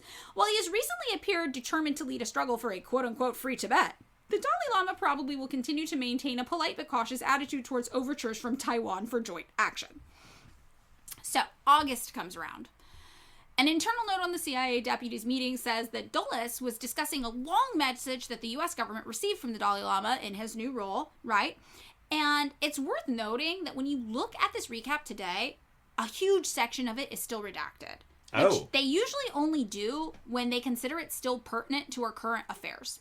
So they're still fucking shit up over there. So something's still going on in Tibet is what this tells me, because why is this document still redacted? I mean, what is this, like 70 years later? I gotta, like, you know, best faith, good faith, like the Dalai Lama is still alive. He's a very old man. He is. And it might look shady as fuck to be like, here's all the shit he did.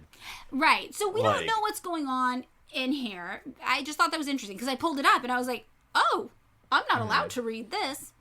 So the following year, by September, or the following month, sorry, not year, by September, internal CIA documents start complaining that when it comes to this Chinese and India kind of situation going on, the Chinese communists are making it difficult by, quote, linking the Dalai Lama to the current border dispute.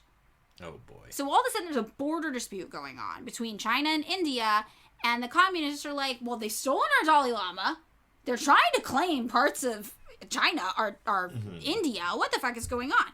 And India is pretty annoyed with this too, because the Dalai Lama has been nothing but trouble for them, and they're like, we didn't steal him. We don't even want him here.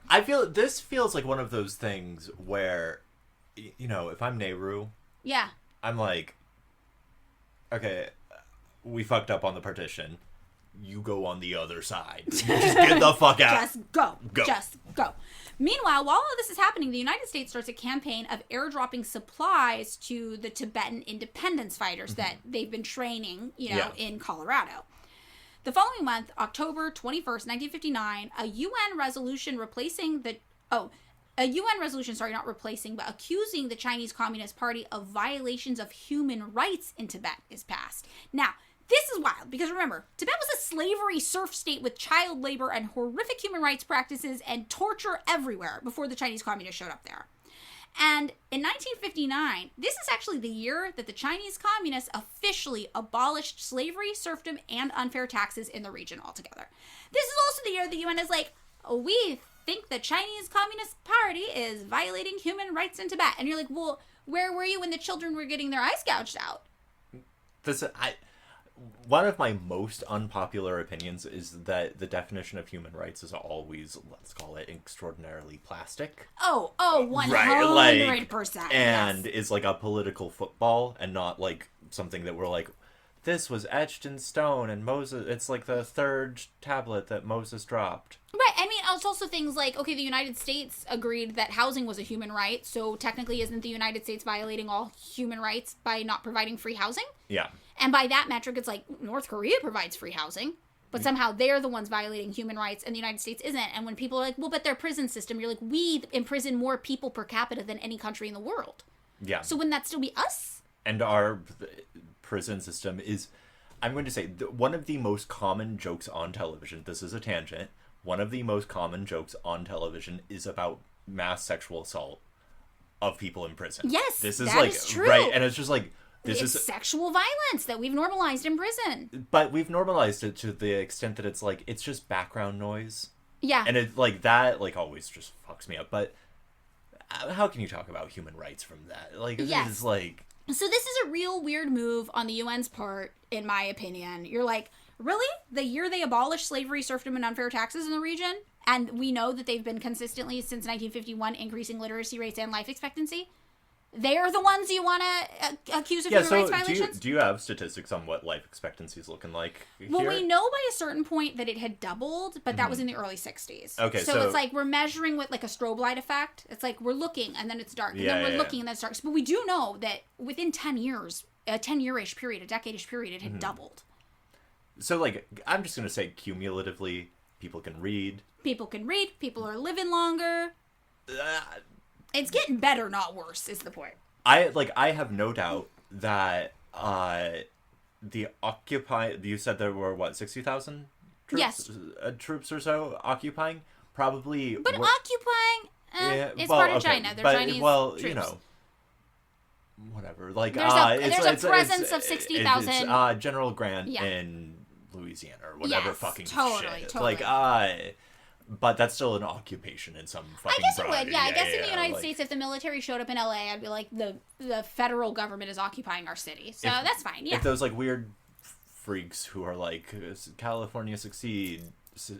Secede. Yeah. Not succeed. I hope we do. Not secede. I hope we do both. I'm not actually a California secessionist. I have not researched that at all. I have no opinions about that. It's corny and bad. In my opinion. I think, okay, so having not researched it, and this is a totally uneducated opinion, it does sound a little fun. I mean, it sounds like a good time in the sense that January 6th was a good time. Yeah, it's kind of funny and silly. Yeah, but then I can't go to Utah whenever I want, so... You gotta get a new passport. I know, it's a whole I'm not fucking into thing. that. Yeah, that sounds right, But, right, there was an occupation. Military occupations, historically, not fun affairs. Not fun, no. I have no doubt it was not pleasant. Yes. I'm going to say the cumulative effect of this. Also, 60,000 troops from communist China compared to 2% of 2 million? Mm-hmm. What is that? I can't do math right now. That's 40,000 people who had been literally enslaving them before. I'm just going to say, like, it might not have been, like, the most pleasant thing to do a military. It probably wasn't great. It wasn't great. It probably wasn't great. China sounds like they didn't want to do it, also, to their credit. They were like, don't make us, we don't want to do it. Just get the Dalai Lama back here. We got the Panchen Lama. We're going to do a whole thing. We got a plan. We were going to have like a reunion thing. It was going to be super cute. It was going to be like the Jerry Springer episode where like, we know you were friends, but then you had a falling out. And we like, brought you back. We're bringing you together. It's more Sally, Jesse, Raphael. It kind of is. Yeah. Less Jerry. Yeah. More human interest tugging the heartstrings. Okay. So the UN is saying. So the UN is like, okay, Dalai Lama, we hear you. We're going to say the CCP is doing human rights violations. And this just, like, shows either the biases of the UN or how good the Dalai Lama is at telling a sob story, maybe both. But it is not a proclamation of Tibetan independence. It's just like China bad. It's just like China, China, bad, communist bad. And remember, the UN is also still like, China, no seats at the UN. You are not real.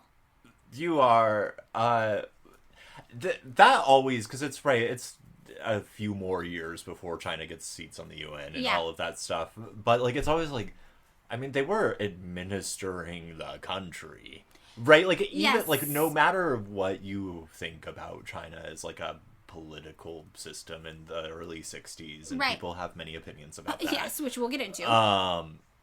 They were effectively administering the country. They were. So if you want to talk about anything involving one of the biggest countries on earth, you need to talk to the CCP. And the UN was like, no. Well. So plans at this point, now that the UN has officially condemned the CCP, the United States is like, all right, now we are prepared. Spring of 1960, we will bring you, Dalai Lama, to the United States to try to influence people and rally support for this Tibetan independence cause, because we have some legitimacy now with UN. So, what has China been up to this whole year? Well, in 1959, according to our government's own assessment of what's going on, actually not that much had changed. They had built a lot of roads. They made a truck repair shop. They were in the middle of building an ironwork shop for agricultural equipment. They built 3 small power plants. They were in the middle of building a bigger one. They built a lot of irrigation. They improved existing irrigation on agricultural fronts. And they experimented with new produce types that could be grown in Tibet to help with food shortages. And they were building schools and hospitals. This is it. The CIA... this is human rights violations. And, capital H, capital R. They made slavery and serfdom illegal and super high taxes illegal too. The CIA was like, actually, they didn't really change anything. It was still a theocracy. The existing structures still had representatives from the Tibetan Buddhist system in them. Not much else had culturally really changed. Some people could read. People could go to hospitals and see doctors. We had roads. And we were trying to grow more food, and the slavery thing was... And you had the one that stands out to me, the truck shop. The truck repair shop. I'm just saying that, like, why do they want those trucks to move? What are they moving for? Grain, mostly. Oh, I was assuming human rights violations. Oh, yeah. They're actually driving the trucks over lines of people, like the trolley problem. Yeah. But it's just the trucks going back and forth. They were going to solve that trolley problem with the trucks by just doing it over and over. Yeah, they're like, we missed one line, we'll go back. We'll go back around. We'll figure it out. We're going to do the other scenario. Yeah.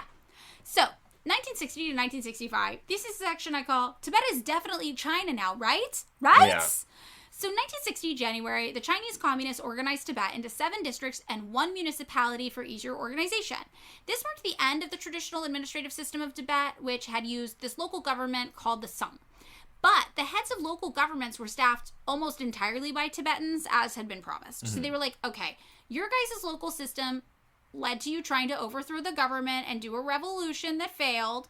So we got to get rid of that. But you're still going to have your own local government system, just not with those super corrupt monastery owner guys who were protesting that we took away slavery. And also that the Dalai Lama might go to the theater. Right, exactly. They're like, we're going to get some different Tibetans in here who aren't so upset that we took the slavery away. We're going to get some Tibetans who also hate slavery, and they're going to be in charge of the government. The following year, 1961, the Dalai Lama is hard at work for the U.S. government, and in particular the CIA, traveling all around the world now, trying to tell this story about how important Tibetan independence is and get his former glory back. So in the summer of 1961, the CIA is like, look, you know what you should do? You should create a new constitution.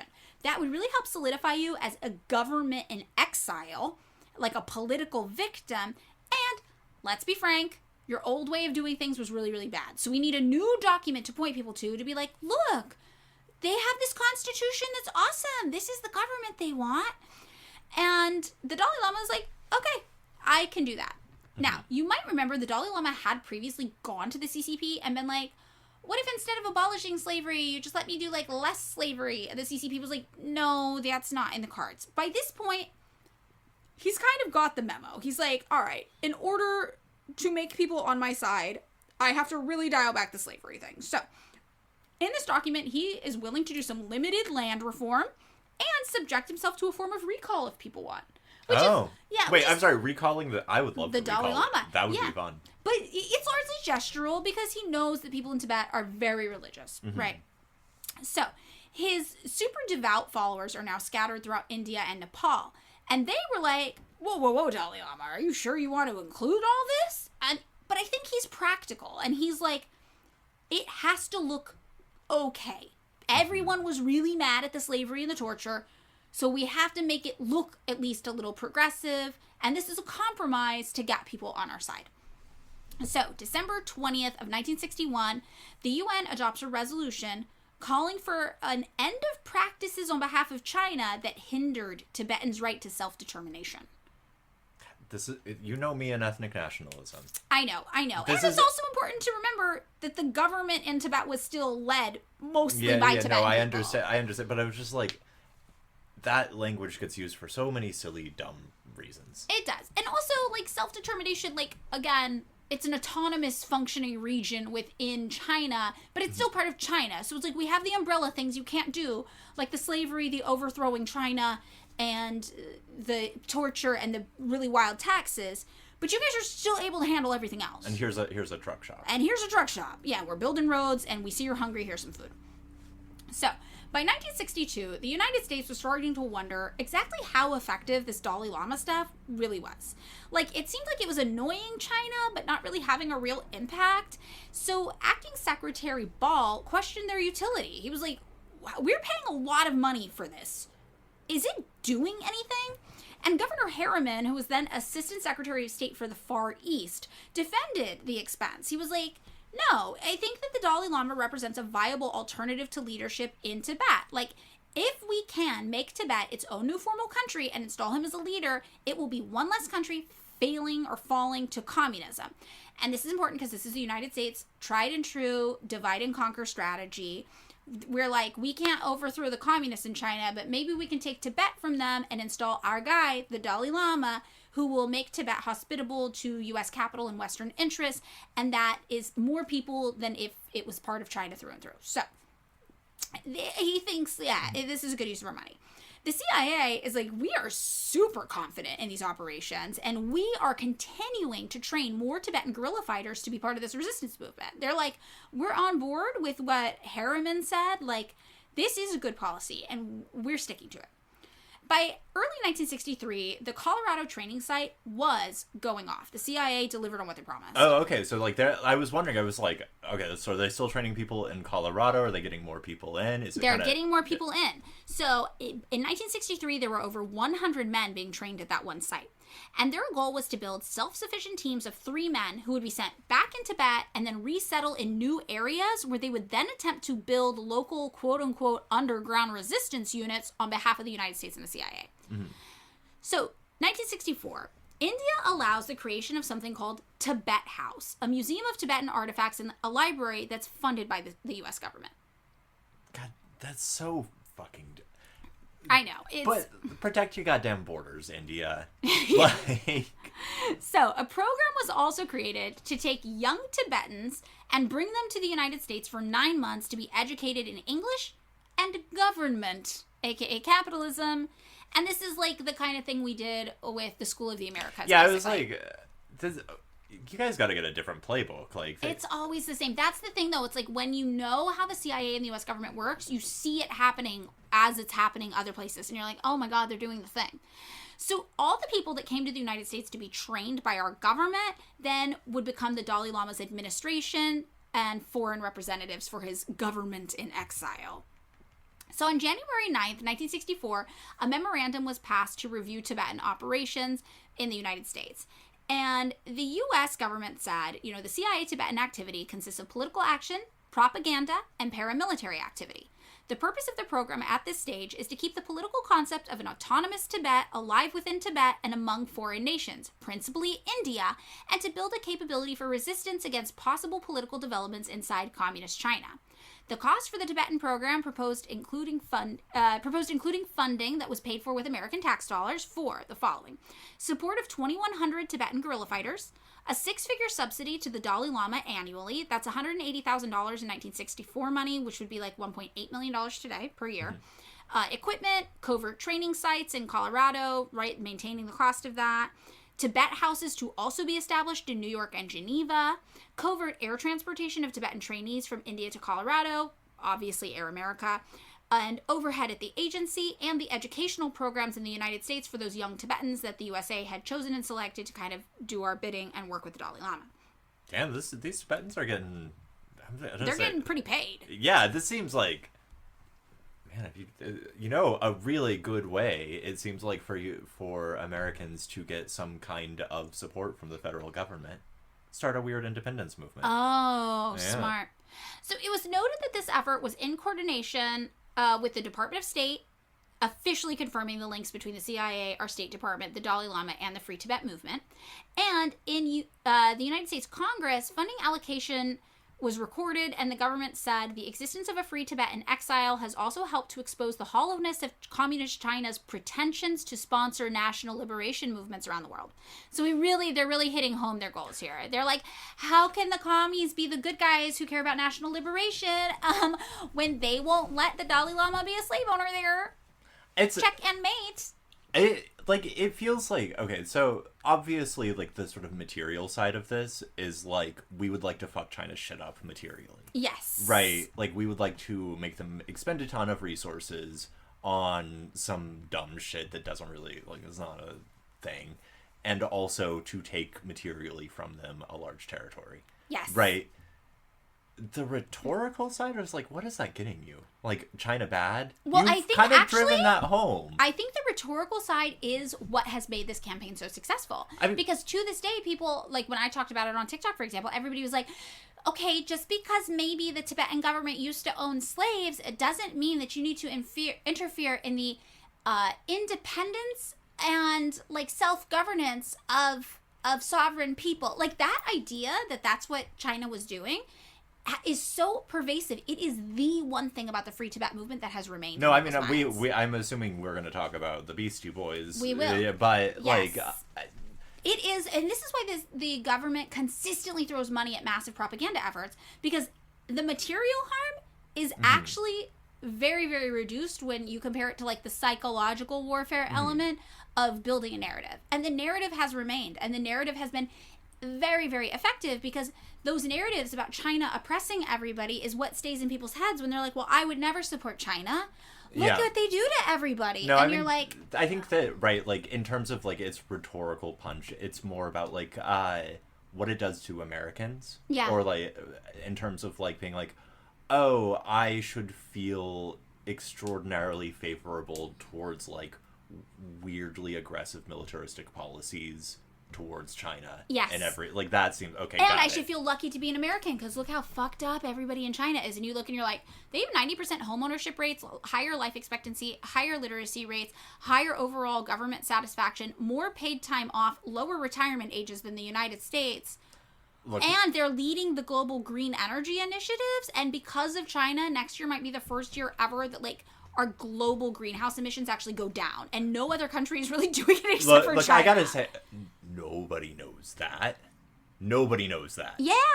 Everybody knows. Like, but everybody knows. And so, free Tibet. If you want to do like the weird thing where people are like, it's made in China, ew, it's evil, that kind of thing, where like you get into like weird labor protectionism policies. That makes sense. But it doesn't make sense. And I know this as somebody who manufactures in China. Well, no, not that policy doesn't make sense. It makes sense that, like, China bad becomes, like, the simplistic narrative that, like, makes people support aggressively militaristic policies towards China. Exactly what it is. Like, that's exactly what's going on. And it's really, really wild and shocking. So this, though, perfectly exposes, like, why the United States is so invested in this whole Free Tibet thing and why they can't let it go. And we have John Mask, who wrote in the American Intelligence Journal about this, and says, through vigorous propaganda efforts, diplomatic contact with the Dalai Lama, and the creation of Tibet houses around the world, the CIA worked to promote the idea of an indigenous Tibetan government in exile. In the process, it greatly undermined Chinese efforts to portray the PRC as an open and tolerant society. And that really sums up what the goal was in trying to influence the hearts and minds of people around the globe to hate China and think they were doing a big bad.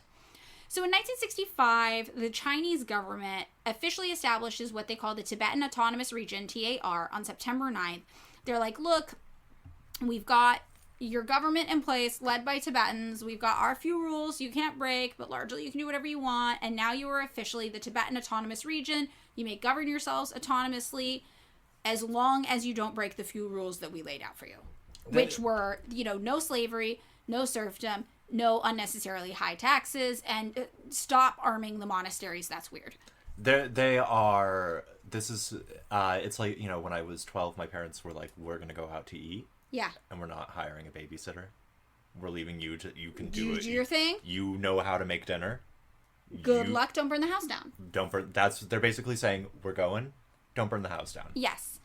Which is great. But something significant happens in China in 1966. The Cultural Revolution. The Cultural Revolution comes about. Now, in 1966, the Cultural Revolution in China gets started. Chairman Mao launched this in 1966. Remember, he's not president, but he's still the head of the CCP. And China, I will say today, has a very pragmatic historical assessment of this period. They say this is an intense period of cultural reform. It lasted the final 10 years of Mao's life. And depending how you look at the Cultural Revolution, depending on your source, some people will be like, it's a massacre that killed 20 million people and turned everyone into cannibals. That's not true. Yeah. Or it'll say, it's a not great period in history that resulted in the executions of many government officials suspected of treason, as well as the encouragement of young people to beat the shit out of anybody who they thought was too bourgeois or capitalist. And what I always think about... That's probably more true. That seems like, also a lot of sort of like mass cultural reforms that while short-lived, kind of cool in that short period. There were some good things actually that came out, which if you listen to our Patreon and our North Korea book club that we're doing right now for Everyday Life, we do talk about it, yes. But when we were talking about like the students beating up the teachers or whatever, I was like, listen, you have been a student. I know there are some teachers that you would be like, Oh, and you know exactly the teachers I would beat the shit out of. I definitely do. Yes. I know one you would. Political philosophy. Oh, fucking Christ. Yeah, Fresno City College. That man... That man gave me an A, so I'm happy. Well, that man, like... So, my dad, teacher at that college... Oh, God, this is a public episode. Never mind. We'll talk about that off the... He did some bad things. He did some bad things. Okay, so... These are kind of the two ends of the spectrum for how people talk about the Cultural Revolution. And then there's a whole range of opinions that will fall somewhere in between there. And then every once in a while, you'll get the occasional internet troll who tweets something like, the Cultural Revolution was awesome, 10 out of 10 no notes, would do again. But they're like an outlier. Because even China is like, we would not do the Cultural Revolution again. All right, so in the Cultural Revolution, Mao was basically attempting to purge China of bourgeois forces. And a lot of older proletarian revolutionaries who had helped build the People's Republic of China, a lot of communists, were very opposed to the Cultural Revolution when he proposed it. They were like, hey, we think this is a mistake. And Mao, in turn, was like, you're a mistake. No, I mean, right, like, there is, I think, right, for what it's worth, like, his diagnosis is something worth considering, which is that, like, the Chinese state had become increasingly, like, bureaucratized, had become increasingly hierarchical in ways that were politically alienating to the mass of, like, peasant people in China. And that is, like, a worthwhile thing to fucking consider, that was something that was, in fact, happening. Yes, I think that is true. And lots of people think that really what triggered this was Khrushchev in the USSR, softening resistance to capitalist Western forces. And there were many anti-Soviet poster campaigns, propaganda campaigns around China at this time, and it really did spark Mao's public ire. So Mao was like, look at the USSR, they're going the way of Western capital interests, they are being infiltrated by capitalist and bourgeois forces. China, we might go that route too. I'm concerned. So, on May 16th, 1966, a directive comes forward saying representatives of the bourgeoisie who have sneaked into the party, the government, the army, and various cultural spheres, once the timing is ripe, will seize the power and turn the proletarian dictatorship into a bourgeois dictatorship. And that... He is like, there are these forces like Khrushchev lurking in our ranks. We got to find them and get rid of them, or they are going to ruin the beautiful country that we have built, and they are just going to oppress everybody once again, and our whole revolution will be undone. You know, I'm no, like, Cultural Revolution, 10 out of 10 no notes sort of person. Bad time, all yada, yada, yada. Yeah. I will say, post-Gang of Four, there is a very strong case that Mao's valid concerns. Prediction came true. Yes, no. It just came true. Yeah, these were valid concerns.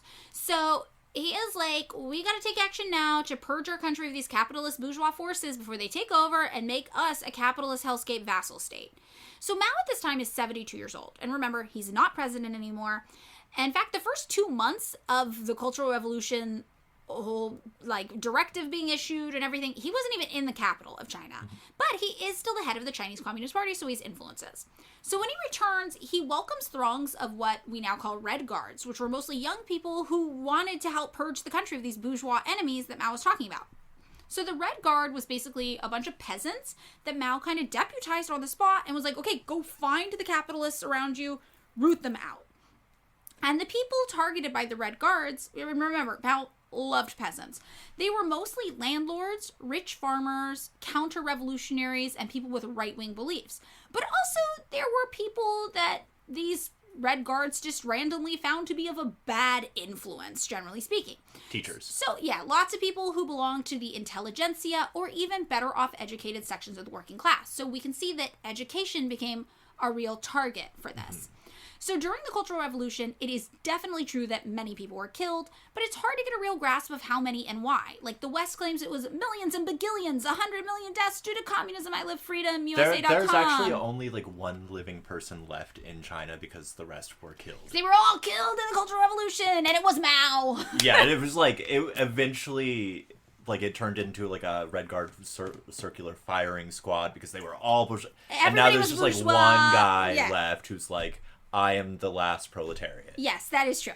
No. So some people are like, no, that's silly. It clearly wasn't millions of people, but I bet it was hundreds of thousands of people. This is the centrist approach on it, right? Some figures are like, well, actually, most of the people who died in military-style clashes between armed factions who were like, we don't like the Cultural Revolution, and then fighting broke out.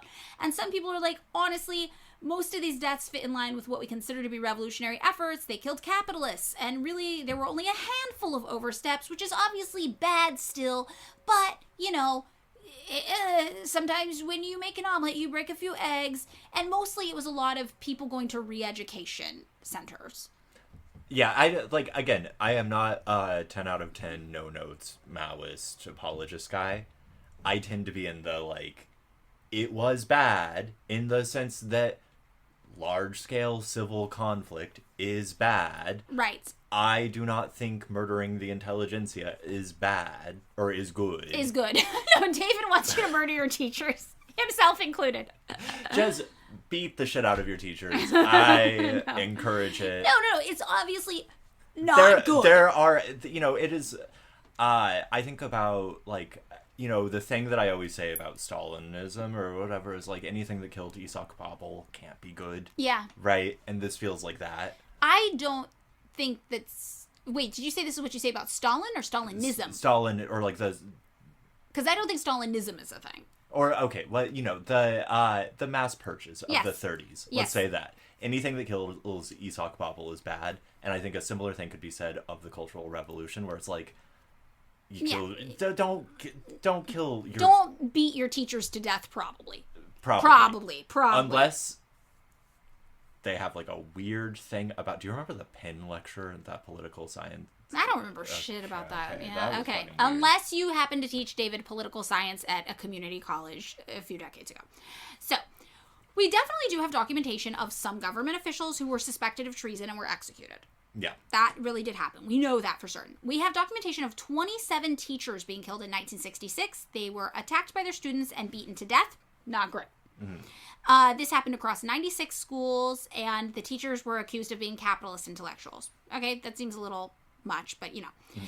Aside from that, it is pretty hard to pin down actual numbers in a broad sense. So the numbers will be anywhere from 100 people died to 2 million people died, depending on your source. Just do an average it out. Well, I think that's the people who are like, it was probably hundreds of thousands. No, very centrist. So we don't have the exact numbers, but we also don't need to have the exact numbers to know it wasn't great. And even China State Press today, and if you look at my sources, you will see I included a China State Press article in there. The thing I took from that is just this section because I thought it was important to note how China talks about the Cultural Revolution officially. Yeah. So that is the only thing sourced from State Press of China. So some people are like, you're just using Chinese propaganda. And I'm like, no, literally, if you look at it, this is the only thing that comes from that. And it is specifically because I want you all to hear what Chinese state media says about the event.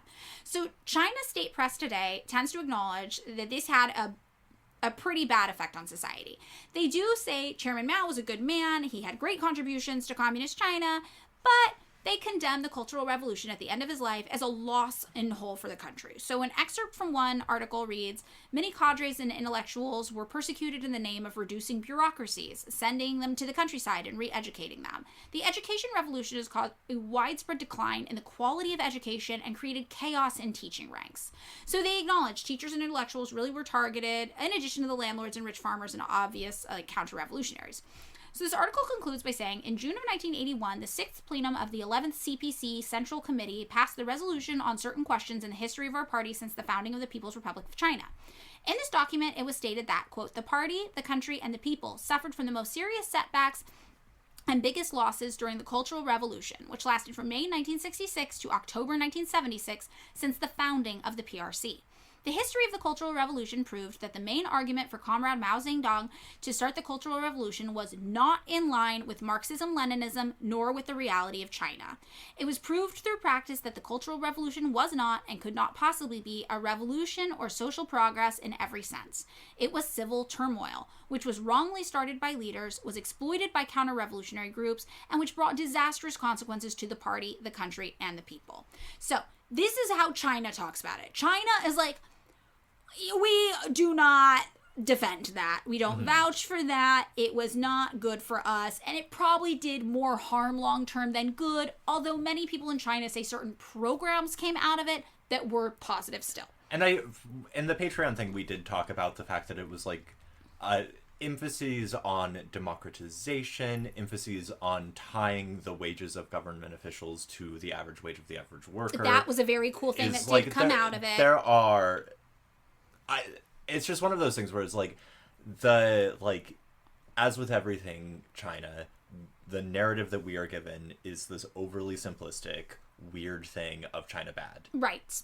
Right. And to me, I'm like, oh, this is like a pretty good job of taking accountability for your country's fuck up. And pretty fast, too. Yeah. Pretty recently, like, I don't even know if the United...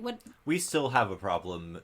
specifically describing abuses of, like, indigenous people in this country. Yes, that's what I was going to say. I don't even know how much accountability we've taken. No, it was funny. My mom was telling us she took my nephew to, like, a fort, like a historical fort in Minnesota while visiting my sister, your least favorite state. Yes, my least favorite state, the enemy of Madeline. And she knew... for I don't know what reason that like essentially a genocide had happened at that fort of the native people, and there was like no commemoration of the fact that had happened. Right. And she kept asking like people who work there like in like a very NPR mom way, can you tell me about the genocide? Yeah. And I gotta feel slightly bad for the presumably like 19-year-old like they're like the what hot dog vendor. Yeah, they're like, the what happened here? What? But, lady, like, I make minimum wage.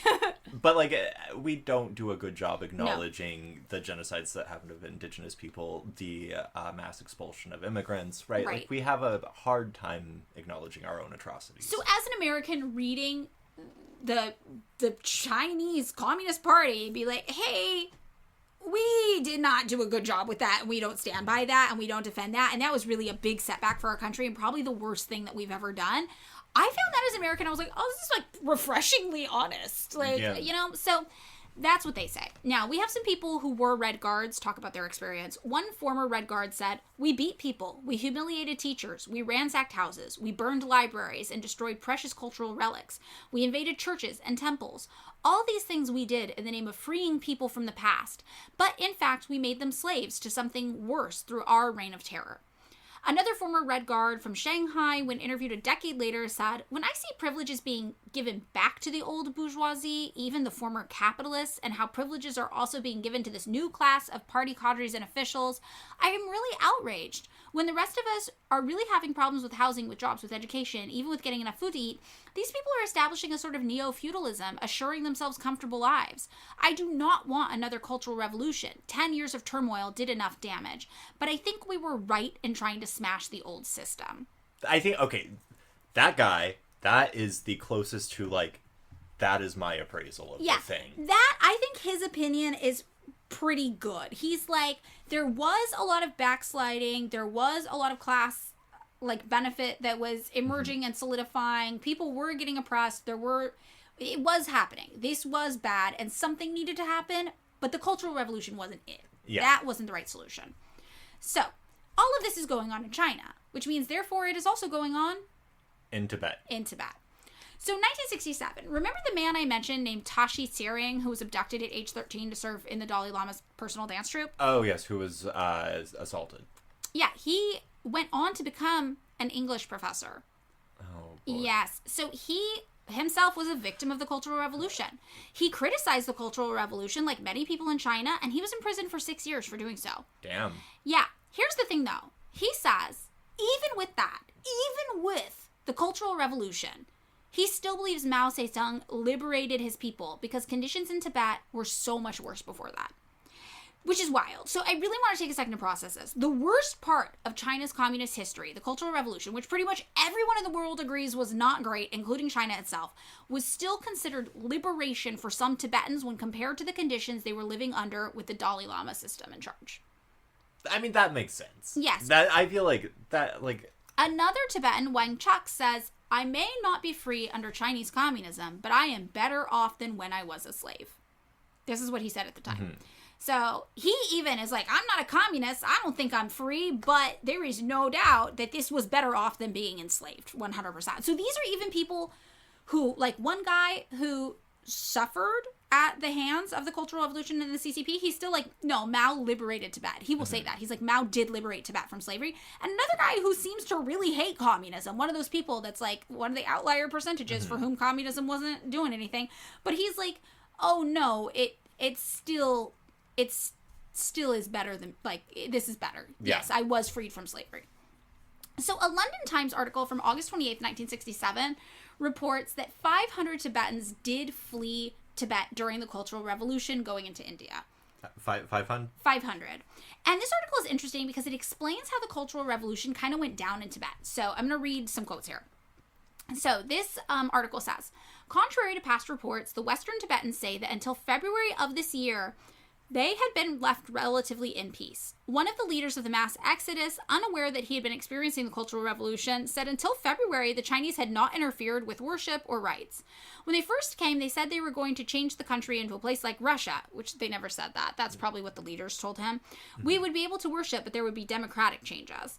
Nothing happened until February this year, when we saw the Chinese forming groups of people in the poorest sections of the community in all the villages.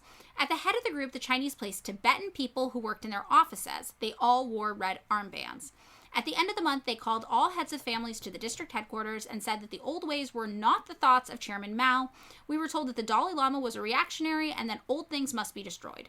Chinese officers were at these meetings, but they did not take part. We were told that we had to understand the thoughts of Chairman Mao, and the only true followers were the poorer people who had formed the new group called the Genla Grukach. So this would have been the Tibetan Red Guard. So this really explains how it went down there. And again, the same things that happened to the Cultural Revolution happened to Tibet. I do think it's interesting that they're like, actually, up until the Cultural Revolution, everything was really chill here and nothing changed. And then it appears that what they targeted was the corruption of the religious leadership there. And one of the facets of like the Cultural Revolution that is actually quite tragic was like the first of your testimonies mentions is like the destruction of like a large part of China's history. Yeah, the historical relics. And it being seems destroyed. like in Tibet that would take on a certain, let's call it piquance. Yeah. In the sense that it's like, well, that history is tied to this history of oppression, and there's like a blurring of the lines. Yes. Between like a cultural artifact and like a symbol of oppression. Yeah. So it definitely happened everywhere throughout China, including Tibet. So 1972, the Cultural Revolution is still going on. In the early 1970s, the Tibet program was continuing under the CIA's helm, and it was still called equal parts political propaganda and intelligence operations. The CIA at this time also funded building a hotel in Nepal called Mount Annapurna to help support their work. And Nepal had just become the de facto base of operations for the CIA at this time. And this hotel was predominantly used for CIA-backed Tibetan fighters to go stay at when they were coming into the country or out of the country, basically. So at its height, this hotel had about 40 employees, but in the 1990s and early 2000s, business tapered because the CIA stopped doing as much in They were like, Tibet. Right. And the hotel ended up going out of business. Now, something that's really funny about why the hotel went out of business, the Unified Marxist-Leninist Party Workers Union demanded they raise wages and stop exploiting their workers and create better work conditions. And the hotel could not function by paying its workers high wages, so it went out of business. Which I thought is just perfect. No, I also got to imagine the CIA is like, listen, we got a lot going on in like Central and South America right now. This is on a back burner. Dalai Lama, I'm sorry, you're getting sidelined. You're gonna go on a speaking tour. So in the 1970s, the CIA is like, look, we've been at this for a while. We haven't got much to show for it. And in 1974, the CIA officially stops funding the ongoing Tibet operation. The PRC that year granted amnesty to any Tibetans who had been imprisoned in the Cultural Revolution. And things seem like they're really quieting down. So it's just like, look, we had a bad moment. Well, and we had a bad decade. I think it's pretty good. By 1974, like, Chairman Mao's still alive, and the Cultural Revolution technically is still going on, but even within it, they're, like, pretty fast, like, oh, this was bad, you're all released. Yeah. So, you know, again, not good, but you're like, well, they are trying to correct it pretty quickly. So 1976 to 1979 is the final days of CIA assistance in this particular program that we know of. I think probably it's very easy to speculate that the CIA is still up to programs in Tibet, especially under the National, or NED, the National Endowment for Democracy, because we've even seen there was like a weird video that was getting traction on the internet recently of people in Tibet being like, oh, China wants to name us this other thing. We're not called that. We're called Tibet. How dare they? And then all these people from Tibet are like, we don't call Tibet. Like, that's an American name. Yeah. So all these people from Tibet were even like, is this like an American CIA operative? Because we don't call it Tibet. So to like have this like weird filmed thing that reached Western media of people demanding that we call it Tibet and pretending they're Tibetans felt like suspicious to people online. So this recently happened. So I'm not going to say the CIA stopped funding operations in Tibet. I have no way of knowing that, but I know this one particular program wound down in the end of the 70s. So the U.S. CIA ended military assistance to these specific Tibetan rebels under this program in 1979. That is what we do know. However, in the 1980s, the Dalai Lama found a new ally in the Free Tibet movement: Western celebrities. If you were too young, if you were pissing off like people at CBGB's, for example, in the 80s, so you were too young and too annoying to do Live Aid, you gotta do something. And it's hard to really articulate how popular the Free Tibet movement was with celebrities in the late 80s and throughout the 90s, unless you lived through it, but it felt like it was everywhere. Like Free Tibet, you'd see stickers on the backs of cars, you'd see people wearing t-shirts, you'd see celebrities say it in their award acceptance speeches. Yeah, I have a t-shirt from, I think it's like a George Harrison Traveling Wilburys Free Tibet thing. Yes, this all makes sense. I also have like a Free Tibet Beastie Boys thing. Yeah. It's everywhere. So the Dalai Lama had really cemented himself as a pop culture icon by going on all these speaking tours, and people were really moved by the story he told, whether it was real or not. So it is also worth noting that some unrest in Tibet continued. There were still protests and riots popping up here and there throughout the 80s and 90s, Even sometimes now there'll be protests like the one that just happened, but everybody was like, why would a Tibetan person be fighting to keep the name of Tibet? That's not what we call it. Like, what? That's an American word. So, there still were protests popping up throughout the 80s and 90s, even though the CIA really stopped pushing the agenda. So a big one to note was in 1988. Shops and businesses owned by Han Chinese in Tibet, which were the ethnic majority in China, were vandalized. And we have kind of a profile of what happened after that. Rioting broke out on March 5th of 1988 during the closing ceremony of the Great Prayer Festival, which is a holiday in which Tibetan monks reaffirm their authority over the secular government. So you can see this can be rife for political trouble.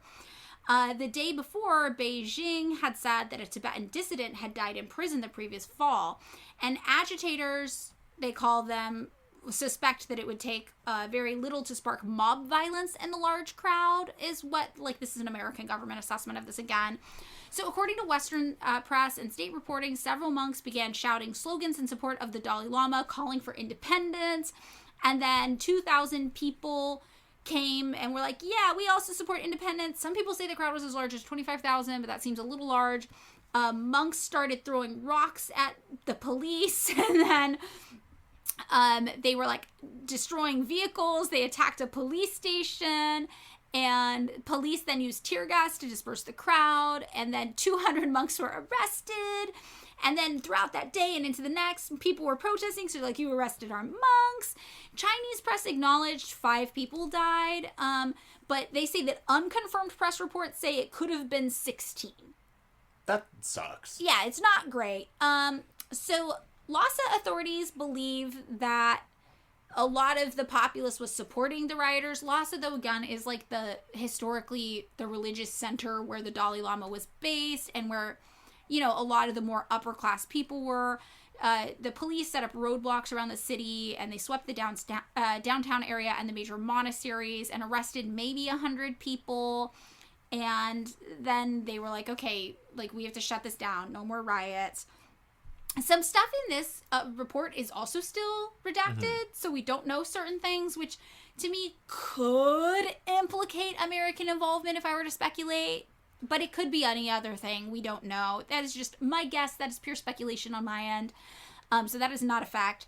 But they said, although tensions remain high, foreigners in Lhasa report normalcy is returning, and tourists are still visiting temples and monasteries, and, you know, that's kind of what happens. So then they go on and they say the Dalai Lama and Tibetan exile leaders have clearly sought to capitalize on the arrest to attract international, including U.S. congressional attention to the Tibetans' plight.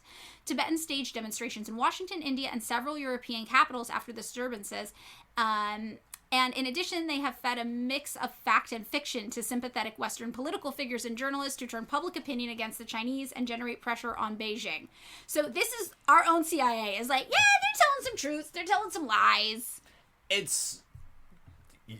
Listen, whomst among us has not occasionally told a journalist. Stretch the truth a little? Listen, if you're out and you're trying to tell a funny story, you embellish. You embellish. Yeah, and the Dalai Lama is he's a storyteller. He's the life of the party. Mm-hmm. He's telling a good story. So what makes this all very interesting is that our own CIA acknowledges that when it comes to information being received from both sides, China's version of events tends to be backed up with more data than Tibet's. Than the Tibetan exile government or like the Tibetan protest independent fighters or whatever, which must be a hard thing for us to admit, I think. But like in our own CIA reporting, they say Tibetan exiles claim there are 6 million Tibetans worldwide, but China's 1982 census performed under the UN leadership showed that China had 3.82 million ethnic Tibetans, and in 1986 it was 4 million, and we believe this is fairly accurate. Tibetan exiles are only estimated to be around 100,000 worldwide, so the claims of 6 million are clearly grossly inflated. Tibetan exiles also demand an end to Han Chinese migration into Tibet and allege that 1 million Chinese now live in the province, but according to state reporting, there's maybe 70 to 80,000 Chinese civilians in Tibet, and maybe up to 60,000 troops who are just at the border, though, along India, the Indian border. So, according to officials from the Chinese Academy of Social Sciences, Beijing sent between 150,000 to 200,000 Han to Tibet during the 1960s and 1970s. So that would be like 10% of their population of 2 million. Which is like probably noticeable. It's noticeable. And they said partly out of the realization that a large Chinese presence in Tibetan cities contributes to Sino-Tibetan tension, and partly because Chinese are unwilling to endure how hard life is in Tibet, basically.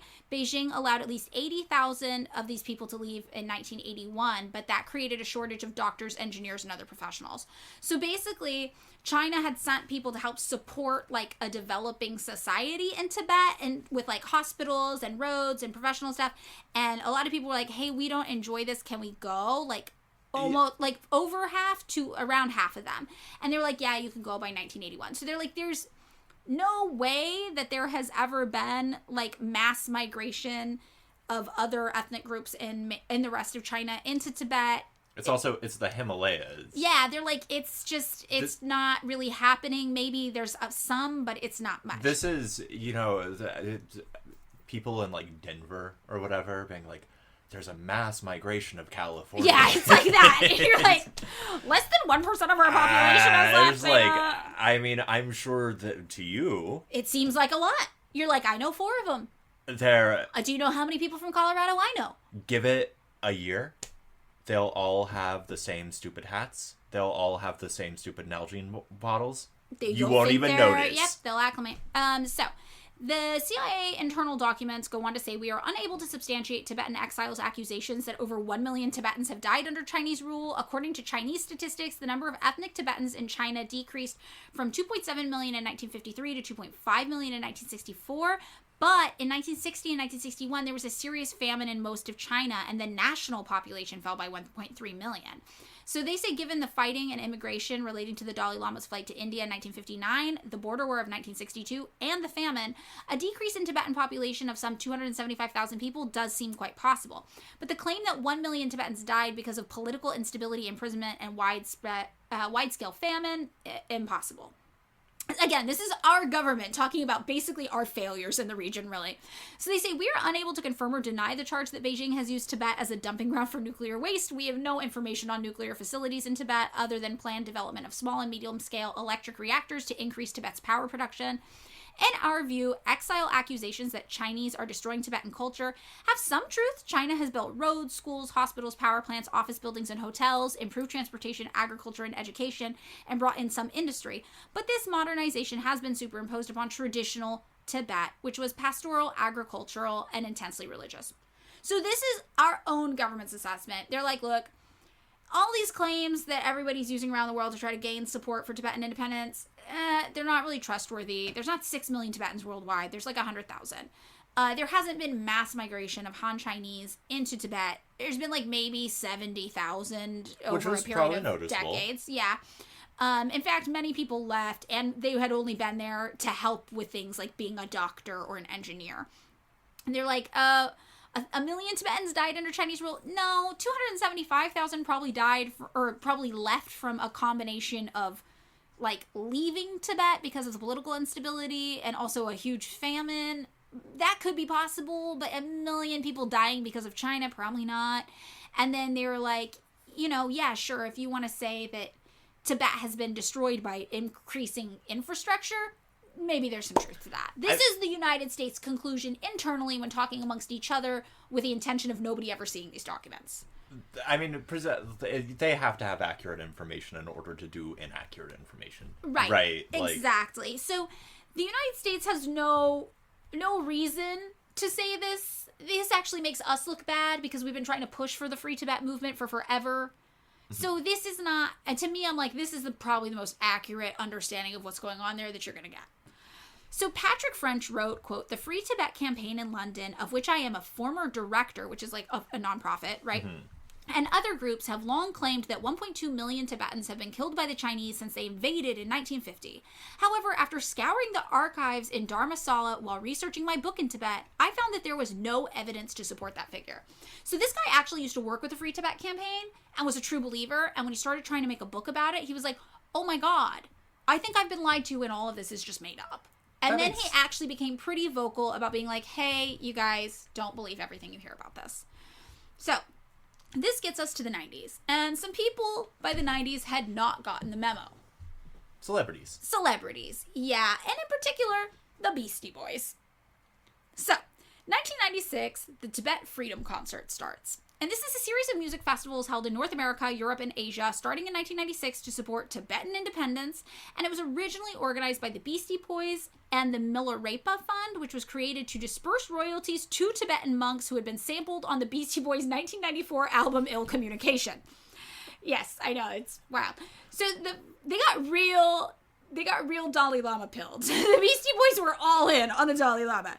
The first of these was held in San Francisco, and it included, amongst other people, Bjork, Yoko Ono, the Red Hot Chili Peppers, Smashing Pumpkins, Chibo Matto, Rage Against the Machine, and more. I am most surprised by Rage Against the Machine and Chibo Matto. But I feel like Sonic Youth was in there at some point. They were in a later one. Okay. So the 1996 one, really, I was surprised by these. I was not at all surprised by the Red Hot Chili Peppers or Smashing Pumpkins. No, that makes sense. That makes total sense. I would not expect either of those bands to have a nuanced approach to global affairs rooted in materialism or imperialism. Also, they both suck. They do. I like Smashing Pumpkins. I just like... Musically, as a human being, Billy Corgan is one of the most annoying motherfuckers in the world. One of the worst people. Oh, real bad people. The Red Hot Chili Peppers are actually probably one of my least favorite bands of all time. Do you remember when they had like maybe 5-6 years ago, there was like a thing where people were like, actually, I'm really into them. Who were like, what, like people like we knew, kind of, where it was like, and I was like, I don't know what you're doing here. I know this general move of like, oh, I actually like the really uncool thing that we all agreed was really uncool. It's contrarian. It's a way to be contrarian and edgy. I love Sublime, which I like. I actually like Sublime. But you know what I mean, like that. Well, you know my joke about Sublime. No. There are two types of people in this world: people who love Sublime and people who are fucking liars. No, I mean, but right, like you know the move of the person who's like, I love that bad thing actually. Real Big Fish or something. I love Real Big Fish. This is not working. No, I just legitimately love Real Big Fish. They're a delightful band. I don't know. Okay, you pick the bad fucking thing. It's then. Red Hot Chili Peppers. But is this... Or the Beatles. I mean, the Beatles are fine. Okay, they have... But right, like, they have... In any case, that movie... And I remember being like, aren't there, like, a lot of, like, weird, credible, like, these are bad type people things about them? Yes. So one of our friends went to law school for entertainment, and she says one of the first things they teach you in entertainment law school is about a sexual assault case involving the Red Hot Chili Peppers, because there was so much seemingly credible evidence brought against a person that I'm not going to get in details about the Red Hot Chili Peppers because I don't want to get sued, that you would think, any lawyer would think this was an open and shut case. However... The complainant lost the case, and the person in the Red Hot Chili Peppers was like, yeah, they were deemed, no, it didn't happen. And this is shown as a case, I guess, in law schools to be like, it doesn't matter what the truth is or how much evidence you have. It matters what this jury thinks of these people. Yeah, and apparently there are a lot of people who really love the Californication Apparently. album. But apparently, yes. So there have been a lot of allegations against the Red Hot Chili Peppers that seem very credible to a lot of people, including lawyers. So... whatever. Red Hot Chili Peppers is like, yeah, free Tibet. We hate women and we love Tibet. We love putting socks on our dicks. They probably would love slavery. They're like, enslave them. Let's go. We don't care. So whatever. 1997, Tibetan Buddhism starts to come under fire a little, actually, because first we got Sogyal Rinpoche, who also goes by Sogyal Lakar, formally alleged to have sexually abused students, and he is a Tibetan Lama. Okay. Yes, other students come forward with similar claims about other Tibetan lamas. Remember, Tibetan Lamaism is a unique form of Buddhism, and it tends to be hitting all these allegations, these specifically Tibetan lamas. Chogyam Trungpa was revealed to have had a child bride named Diana, who later wrote a book about her experiences called Dragon Thunder. Chogyam Trungpa was also a Tibetan Lama. She said she was forced to sire children for both him and his close disciple, Mitchell Levy. The Trungpa, the man, was the head of the Shambhala International, a network of more than 200 meditation centers and retreats created by the Lama. And ex-Shambhala members, report emotional manipulation, extreme neglect, and the torture of dogs, as well as molestation and rape being rampant in these training centers. So... a lot of people start to come forward and be like, hey, I've actually studied under these Tibetan lamas, and the culture seems to be real fucked, like, of the specific Tibetan lama selling spirituality thing that we've got going on. This is really harmful. A lot of people have been harmed by this. It's bad. So this same year, though, is when the second Tibet Freedom Concert was held in New York City, featured Alanis Morissette, Patti Smith, Radiohead, Rancid, Pavement, Blur, the Mighty Mighty Boss Tones, the Foo Fighters, that one doesn't surprise me, U2 also doesn't surprise me, and Sonic Youth. This is the one. I love Sonic Youth. I like Sonic Youth too.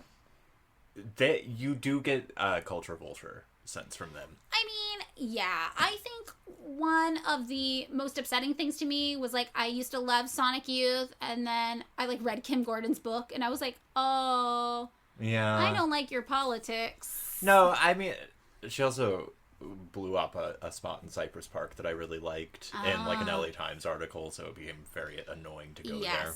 Well, basically, these Tibet Freedom Concerts, they went on until 2012. Jesus fucking Christ. They were very successful. Let it die. Yeah, and the following year, 1998, is when documents were officially declassified that started showing the CIA's covert operations in Tibet. They're usually called the Tibet Project or Mustang. And Mustang, Nepal, is a location where a great deal of the CIA-backed fighters would be located in between transitions. And the documents that were declassified explicitly showcase the government's goal of undermining communist China and also collecting intelligence on Chinese operations in Tibet. So, in the 2000s, another large protest broke out in 2008 in Tibet. It turned into a riot. Protesters wielding iron bars took to the streets. According to The Guardian, armed police used water cannons and tear gas on the crowd. Witnesses say security vehicles were set on fire, and Chinese drivers were carried off with bloodied faces after being beaten by mobs of young Tibetans.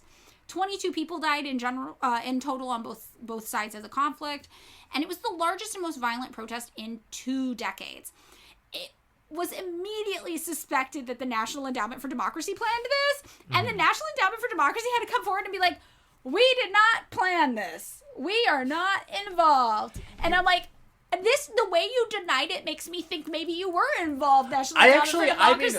Listen, I'm going to take them at their word, and I'm just going to say, this is, someone's got to do an intervention, like the State Department has to do like a You're an Alcoholic style intervention with Ned, because they're like, you're so fucked up that every time anything happens in the world that's kind of fucked up, everyone's like, Ned did this. You have to come out and talk about it. Yeah, I think it's really funny. I also linked to this in the sources of the National Endowment for Democracy being like, we definitely did not stage this 2008 protest. We promise. And it's like, it can go either way. I can believe you or I cannot. I'm not really sure. But I do think it's funny you had to make a formal denial of involvement. Which that's like... I mean, it sounds like something they would have been involved in. And also, it's like... be better at your job. If, people are like, this was definitely National Endowment for Democracy, you are not being good at doing covert disinformation. Well, their whole thing is we do it overtly now, baby. Okay, but they have been caught scrubbing some things off their website. They're supposed to have this fully searchable database, but people have been like, here's evidence of this grant that I found data for 2 months ago, and now when I search it, it's not on the website anymore. I'm just saying, you got to be better at disinformation if you have to constantly deny shit like this. So true. So true. You're not doing it right. So 2010 to 2019, we got some big changes in Tibet. First of all, the impoverished population in Tibet had been 590,000 people in 2015, which is a pretty significant portion of the population. Yeah, it's like what, 1/4? Yeah. No, because they're more. They're more. Yeah. But by 2018, that number dropped to 150,000. Oh, good for them. Yeah, really, really good. And that was part of China's efforts to eradicate extreme poverty. And one of their biggest challenges had been trying to reach people in very remote areas of China that have been very isolated because of topography and geography. So obviously Tibet was part of that. They were some of the hardest to reach with these programs. But by 2018, it had dropped, from almost 600,000 people to 150,000. So, they cut it 75%, which is wild. Also, the net annual income of rural residents... Oh, also, if you're talking to somebody and they're like, well, you can't trust China's figures. These are not China's figures. These are World Bank, IMF figures who are not notoriously fans of socialism. So they admitted this is what had happened. And they actually came up with a new threshold for China to use to identify and tackle poverty, because the one they used for the rest of the world was China was too good at it or something. So the net annual income of rural residents in Tibet raised 13.6% year on year within this time period. Oh, that's fucking good. Oh, yeah. It's really good. Tibet's GDP more than doubled in a 6-year period in this range, up to $19.5 billion. The Tibet Autonomous Region eradicated absolute poverty altogether in 2019. And in 2017, the Dalai Lama came forward and said, guess what? Tibetans want to stay with China. He said, and this is a quote, "The past is the past. We will have to look into the future. We are not seeking independence." Let's go to a play. I mean, it makes sense, right? The place went from being a feudal serf economy that arguably was full of enslaved children having their eyes cut out to eradicating poverty in 1 generation. No, I mean, you gotta, it seems like the Dalai Lama's deal is basically I go where the wind takes me. Yeah. So to think about what Tibet might be like today, if still under that leadership, though, it's worth considering what the Dalai Lama said in 2018 about immigration during a conference in Malmö, Sweden, which is home to a large immigrant population. The Dalai Lama said, "Europe belongs to the Europeans," direct quote there, "and that refugees should return to their native countries and assist with developing them." Bold talk from someone who fled his own country as a reported refugee, but okay. And if you're maybe he misspoke, well, in 2016, he did an interview with a German newspaper in which he said there were too many refugees in Europe, saying Europe, for example, Germany, cannot become an Arab country. So this, to me, really contextualizes his friendship with that Nazi. Yeah, it's also just Europe for Europeans is... Big dog whistle. Big racist dog whistle. There's it's also just you're an old man from a rural Asian country. Yeah. Who are you talking to that's giving you Europe for Europeans? He's talking to the CIA. Yeah, but in this, it was just I once knew in grad school a woman who was very dumb, who had just come back from Germany, and she kept being there are so many refugees, it's not even like Germany anymore. Oh. And it was a woman in a PhD program And also, you're like, refugees from what? Western intervention and imperialism and destabilization, maybe? Yeah, I was like, I didn't even get into that. I was just like, you're a dumbass. Like, what the fuck is wrong with you? Horrible. But, like, it's one of those things where it's like, who were you talking to? Because you are not circumspect to just, like, observe the world and be like, well, there are too many falafel stands in Berlin now. Yeah. Like, you're hanging out with Nazis. You were hanging out with some Nazis. You were hanging out with some, like, right-wing shitheads. Yeah, like, totally. And it was like, who the fuck is the Dalai Lama hanging out with? Yeah, well, also there was this creepy Lady Gaga video from 2016 where they were at an event, and he's, like, weirdly groping her legs, and it's so weird she literally has to, like, grab his hand to make him stop, and the speaker has to make a comment about it, because it's so weird, and they're on a stage, and the whole audience is, like, uncomfortably laughing. They're like, oh, what? And she's like, whoa, what? This is weird. And also, he said around the same time that if there were a female Dalai Lama, she would have to be, quote, very, very attractive. Otherwise, she would be, quote, not much use. And when asked to clarify, he said, quote, if female Dalai Lama comes, then she should be more attractive. So he's like, in my next life, I want to be a hot woman. I gotta be a hot lady. Also, there was also a video that went viral of him asking a young boy to suck his tongue. And lots of people were like, this is really, really creepy, especially amidst all of the allegations of sexual abuse within, like, the Tibetan Lama program.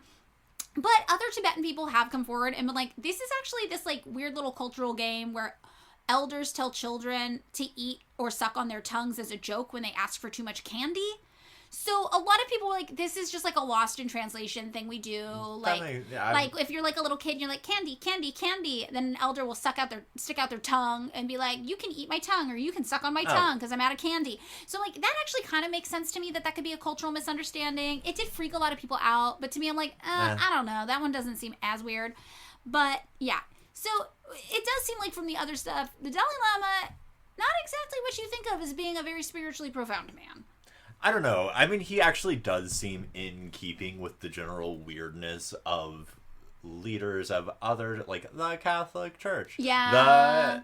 The abuse allegations reminded me of the Catholic Church for sure. It feels like where it's like, I am not someone who likes to denigrate other people's spiritual practices. I definitely don't. I don't even Tibetan Buddhism. I was raised Catholic partially.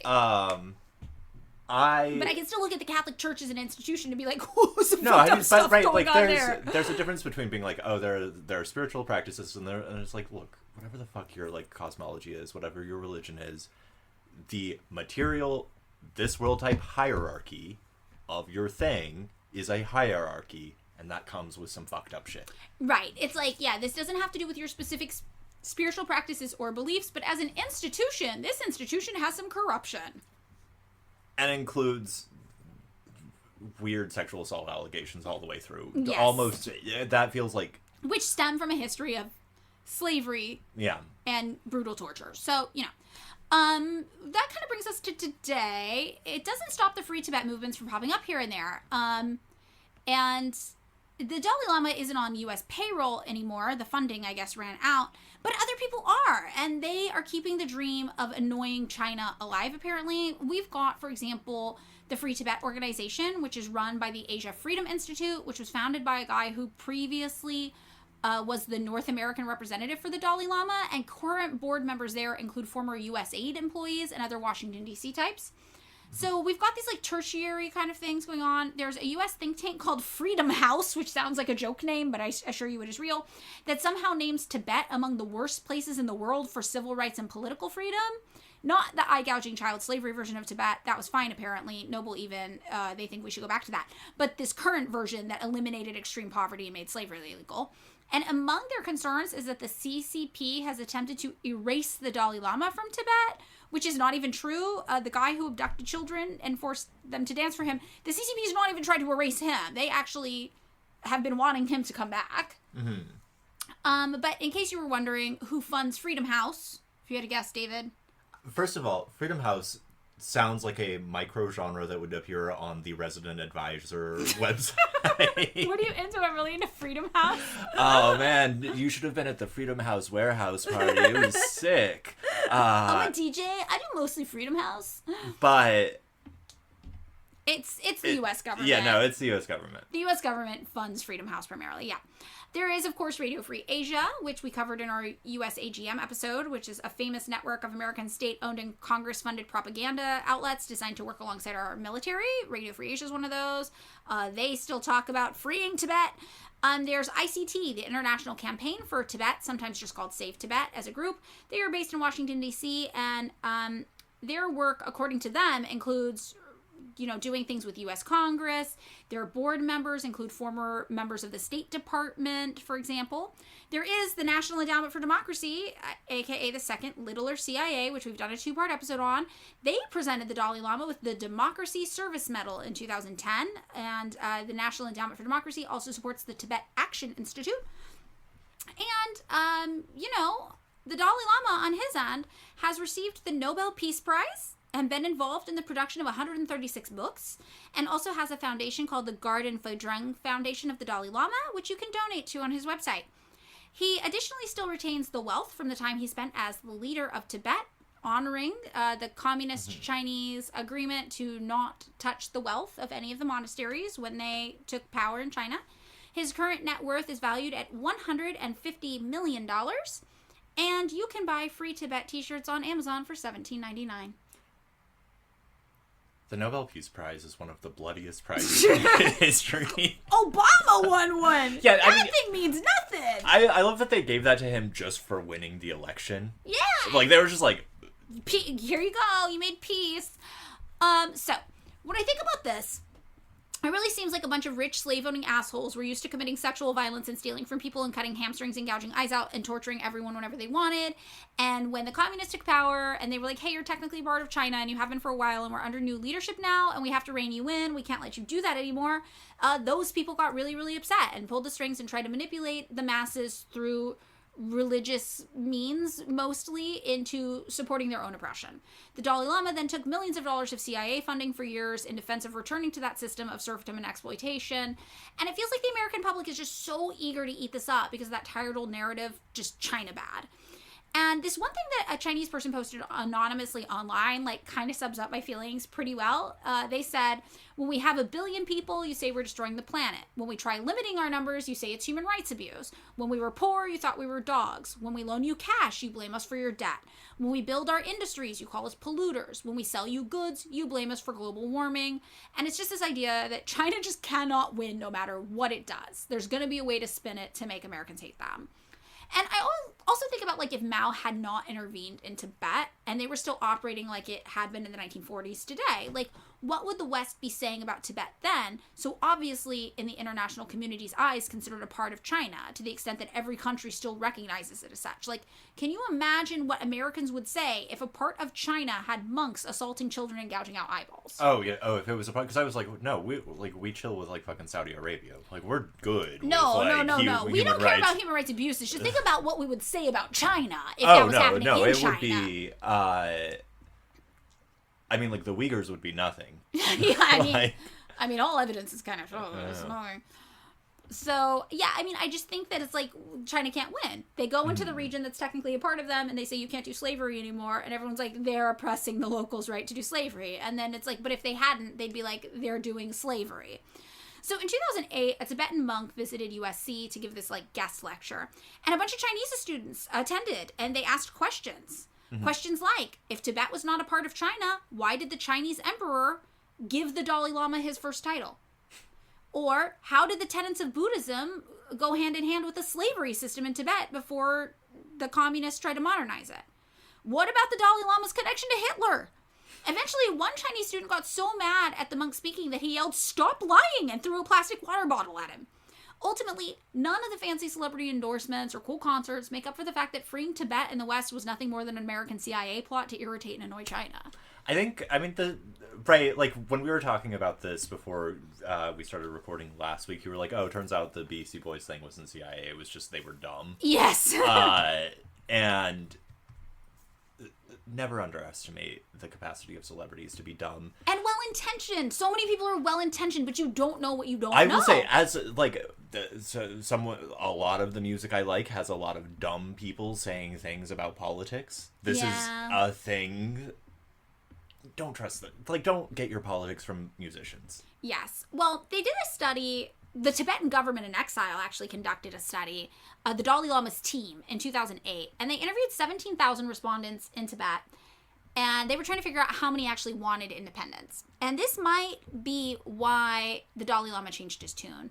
Because under a third said they wanted independence in that study done by the Tibetan government in exile. So it was not the majority of the population. It was a large minority.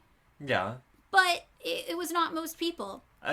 Enough to, like, have occasional riots and shit. Right, but it's not exactly, like, this isn't what the Tibetan people want, and now it's not even what the Dalai Lama says he wants. Another study that was conducted from 1997 to 2000 in Tibet by Melvin C. Goldstein, Ben Zhao, Cynthia M. Bial, and Fun Song Sering, who were all pretty leading Tibetologists, they call them, researchers on Tibet, asked Tibetans if they thought they had a better life than their parents. 90% of the 60 to 79-year-olds, people who were born between 1920 to 1940, whose parents lived almost entirely before the Chinese communist policies kicked in, 90% of them said yes. Well, that makes sense. Yeah. They would have been dead many, many years before, yes, statistically. They would have been dead at age 30. When asked if their children will have better lives than them, 92% said yes. And the study concluded that, in sum, villagers overwhelmingly report that their material lives have improved. So, that is the Free Tibet episode. They seem as free as anybody. Freed. They seem pretty freed. As free as anybody. As free as anyone can be, really, yeah. Right, like, unless you're, like, in some sort of, like, metaphysical sense. We're all imprisoned. We are all determined by our circumstances, that kind of shit. Yeah. They're free enough. I mean, I feel like this is one of those things where even if you're like, I hate China, you still gotta be like, the Tibet thing was probably good. The Tibet thing was probably good. In the same way, if you're like, I love China, you probably gonna be like, the Cultural Revolution thing wasn't great, though. I always say this. Don't let your opinions stand in the way of you being right. Yeah, no, I mean, I think it's, being nuanced is important. It is important, yeah. Nobody, like, there is no call for just a person who has, like, no impact on the world to be calling balls and strikes on everything in history. Like, that seems... Right, like, so you can be like, wow, this is a nuanced thing, and I don't actually have to have a, like, come down hard on a side opinion about it. Yeah. I think I'm coming down hard on the side that ending slavery is good. No, I mean, that's fine. Like, yeah. I feel, but, right, like, there are nuanced things of, like, a third of the population doesn't want to be a part of China. Okay. That makes sense. All right, yeah. I don't... You can't please everyone all the time. Also, I don't really have to have an opinion about that. No. I live in Los Angeles. I have no political power on what happens in Tibet. Right. Yeah, totally. No, that's just a thing that I'm like, okay, that makes sense to me. Not everybody's stoked. You can't please everyone. That's totally fine. The big takeaway, as, like, so many of the episodes that you do on, like, sort of, like, U.S. counterintelligence, counter-espionage, like, all propaganda shit, is, like, don't be a fucking rube. Don't be a rube! Don't fall for it! Like, don't do the State Department's job for them for free! Like, be pragmatic and rational. Think about the motives and the goals. If the United States is telling you something is good and something is bad, just maybe think about why. Yeah. And if you care enough to have an opinion, try to spend an hour reading about it at least. Do not watch a YouTube video. Don't watch a YouTube video. So I have sources here too included. It is a ton of CIA documents. There's also, some other articles. I think I linked to like a Parenti article that's really well sourced. There's a Michael Parenti article that has to do with a lot of people's firsthand accounts. One of the men that we mentioned, the one who was in the dance troupe, he's written books about his life and his experiences in Tibet. He's not a paid defector like the North Korea kind of stories. He went back to Tibet. He's an English teacher, Nice. And there's some good, trustworthy sources you can read up on. I've included also some academic peer-reviewed historical journals about what was going on there. I have included, for the propaganda, I have included ChinaDaily.com. That was the propaganda from the Chinese government that I cited, where they were like, here's our take on the Cultural Revolution, because I thought that was interesting. And I've included a few Marxist links for the Marxists out there, but mostly this episode was cited with declassified CIA documents, which I use a lot because I do feel like it is the closest we can get to neutral information. That, I understand your reasoning. Yeah, well, I don't even disagree with your reasoning, but it's always one of those statements that hits your ear funny. It does, because the CIA is known for lying. But like you said, it's like they have to know the truth before they can make up the lies. Yeah. And these are the documents they send back and forth to each other to be like, what's going on over there? Okay, how can we spin this? Well, how can we work with us? So, that's it. That's what we got. Do you have anything else you want to add before we close out the episode? Oh, no, I'm good. What are we at? It's a long episode. Okay. Don't look at the time. We're done. Thanks so much for listening to another episode of Pick Me Up, I'm Scared. If you would like to join us on Patreon, you can find us at patreon.com/pickmeupimscared. For $3 a month, you can get 2 bonus episodes coming at you for $1.50 each. It's a pretty good deal, but if that's not something you're willing to do right now, we're just happy that you're here on the main episodes with us.